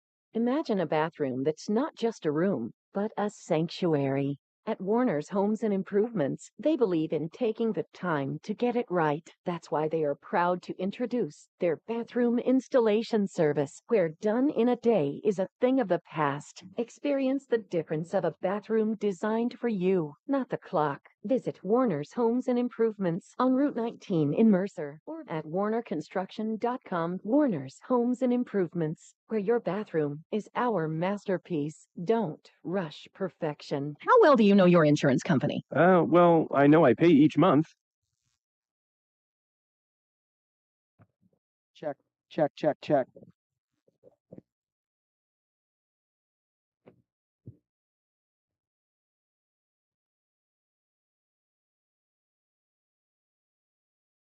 You need and nothing you don't at a fair price. And they are always here to talk. Mailer Insurance in Sharpsville or at mailerinsurance.com, a Reinhardt's Agency Incorporated affiliate. The fifth quarter show is brought to you by Reinhardt's Insurance. Insurance solutions to help you accomplish your goals. And now, proud sponsors of the Player of the Game. Back here one final time at Farrell High School. Coleca Sports Complex. Mark Slazak along with Bob Greenberg. Final score in this one, Farrell 38 and Wilmington nothing. Bob, the numbers. Here's some numbers here. First for Farrell, and we had a little bit of technical issues here. I'll post the videos of those post-game interviews here in a bit with our player of the game and Coach Pegues. Jules Johnson, 18 carries, 188 yards rushing, 3 touchdowns. He also had 8 catches, 125 yards and a touchdown. He was 1 of 1 passing for 4 yards. and he did call it. I asked him about I don't know if you heard. I asked him about the touchdown pass. Yeah, and it was the Tim Tebow play is what they called it. So that was the jump pass, and it was a cool interview. We'll post it soon. Also, Pegues, 6 carries, 46 yards. I don't know if you heard Coach Pegues. I had him evaluate his son at quarterback, and Coach is like Bill Belichick out there. He's got a very heavy and hard grading scale, but overall still very complimentary, and we'll post that later as well. Pegues finishing 10 of 14 passing, 127 yards and a touchdown. A very efficient game for Pegues. Also ran the ball well, 6 carries for 46 yards. Kane had 2 carries for 24 yards. Dean 3 for 12. Farrell flagged 11 times in the game for 90 yards. Johnson had the 2 interceptions. And Kane also had a pick 6. Farrell, 29 carries, 270 yards rushing, 127 yards passing, 44 plays, 397 total yards for Farrell. Wilmington, Miller, 15 carries, 112 yards.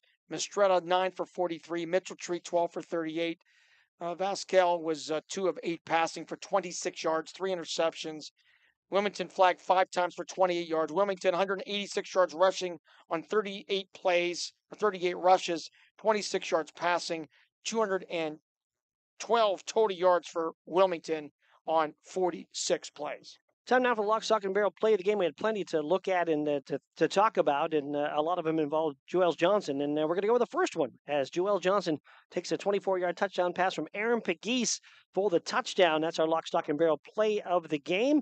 We'll honor Joel Johnson and Aaron Pegues for that play. In recognition of the play, money placed into a fund with the name of Joel Johnson and Aaron Pegues. At the end of the season, we'll have a play of the year from the top plays. And the football program will get a cash donation from Lock, Stock, and Barrel. You can check out the audio of the plays at sportsradio967.com, and you can hear them on Monday's Pick Sports Line as well.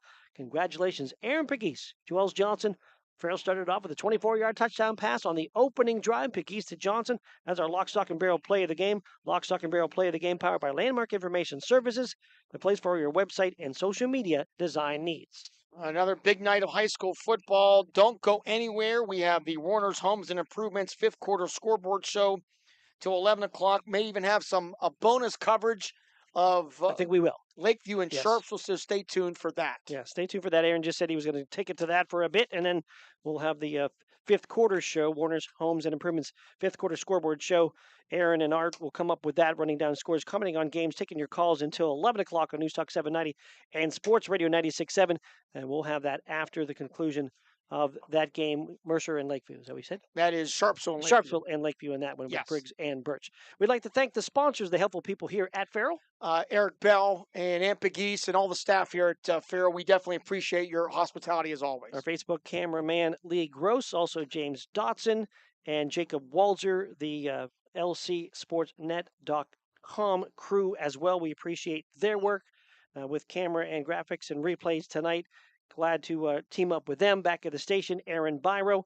Congratulations to King Khalil Matthews and Queen Nevaeh Gillespie here at Farrell as well. For Sales Director, Sports Director, Colorman, and Broadcast Partner Bob Greenberg, I'm Mark Slazak saying thanks to you for listening. Final score for Farrell from Farrell was Farrell 38 and Wilmington nothing. This has been High School Football on News Talk 790, LC Sports Net, and on the Sports Radio 96.7 Facebook page. You have a good night. You have a good night. You're listening to News Talk 790.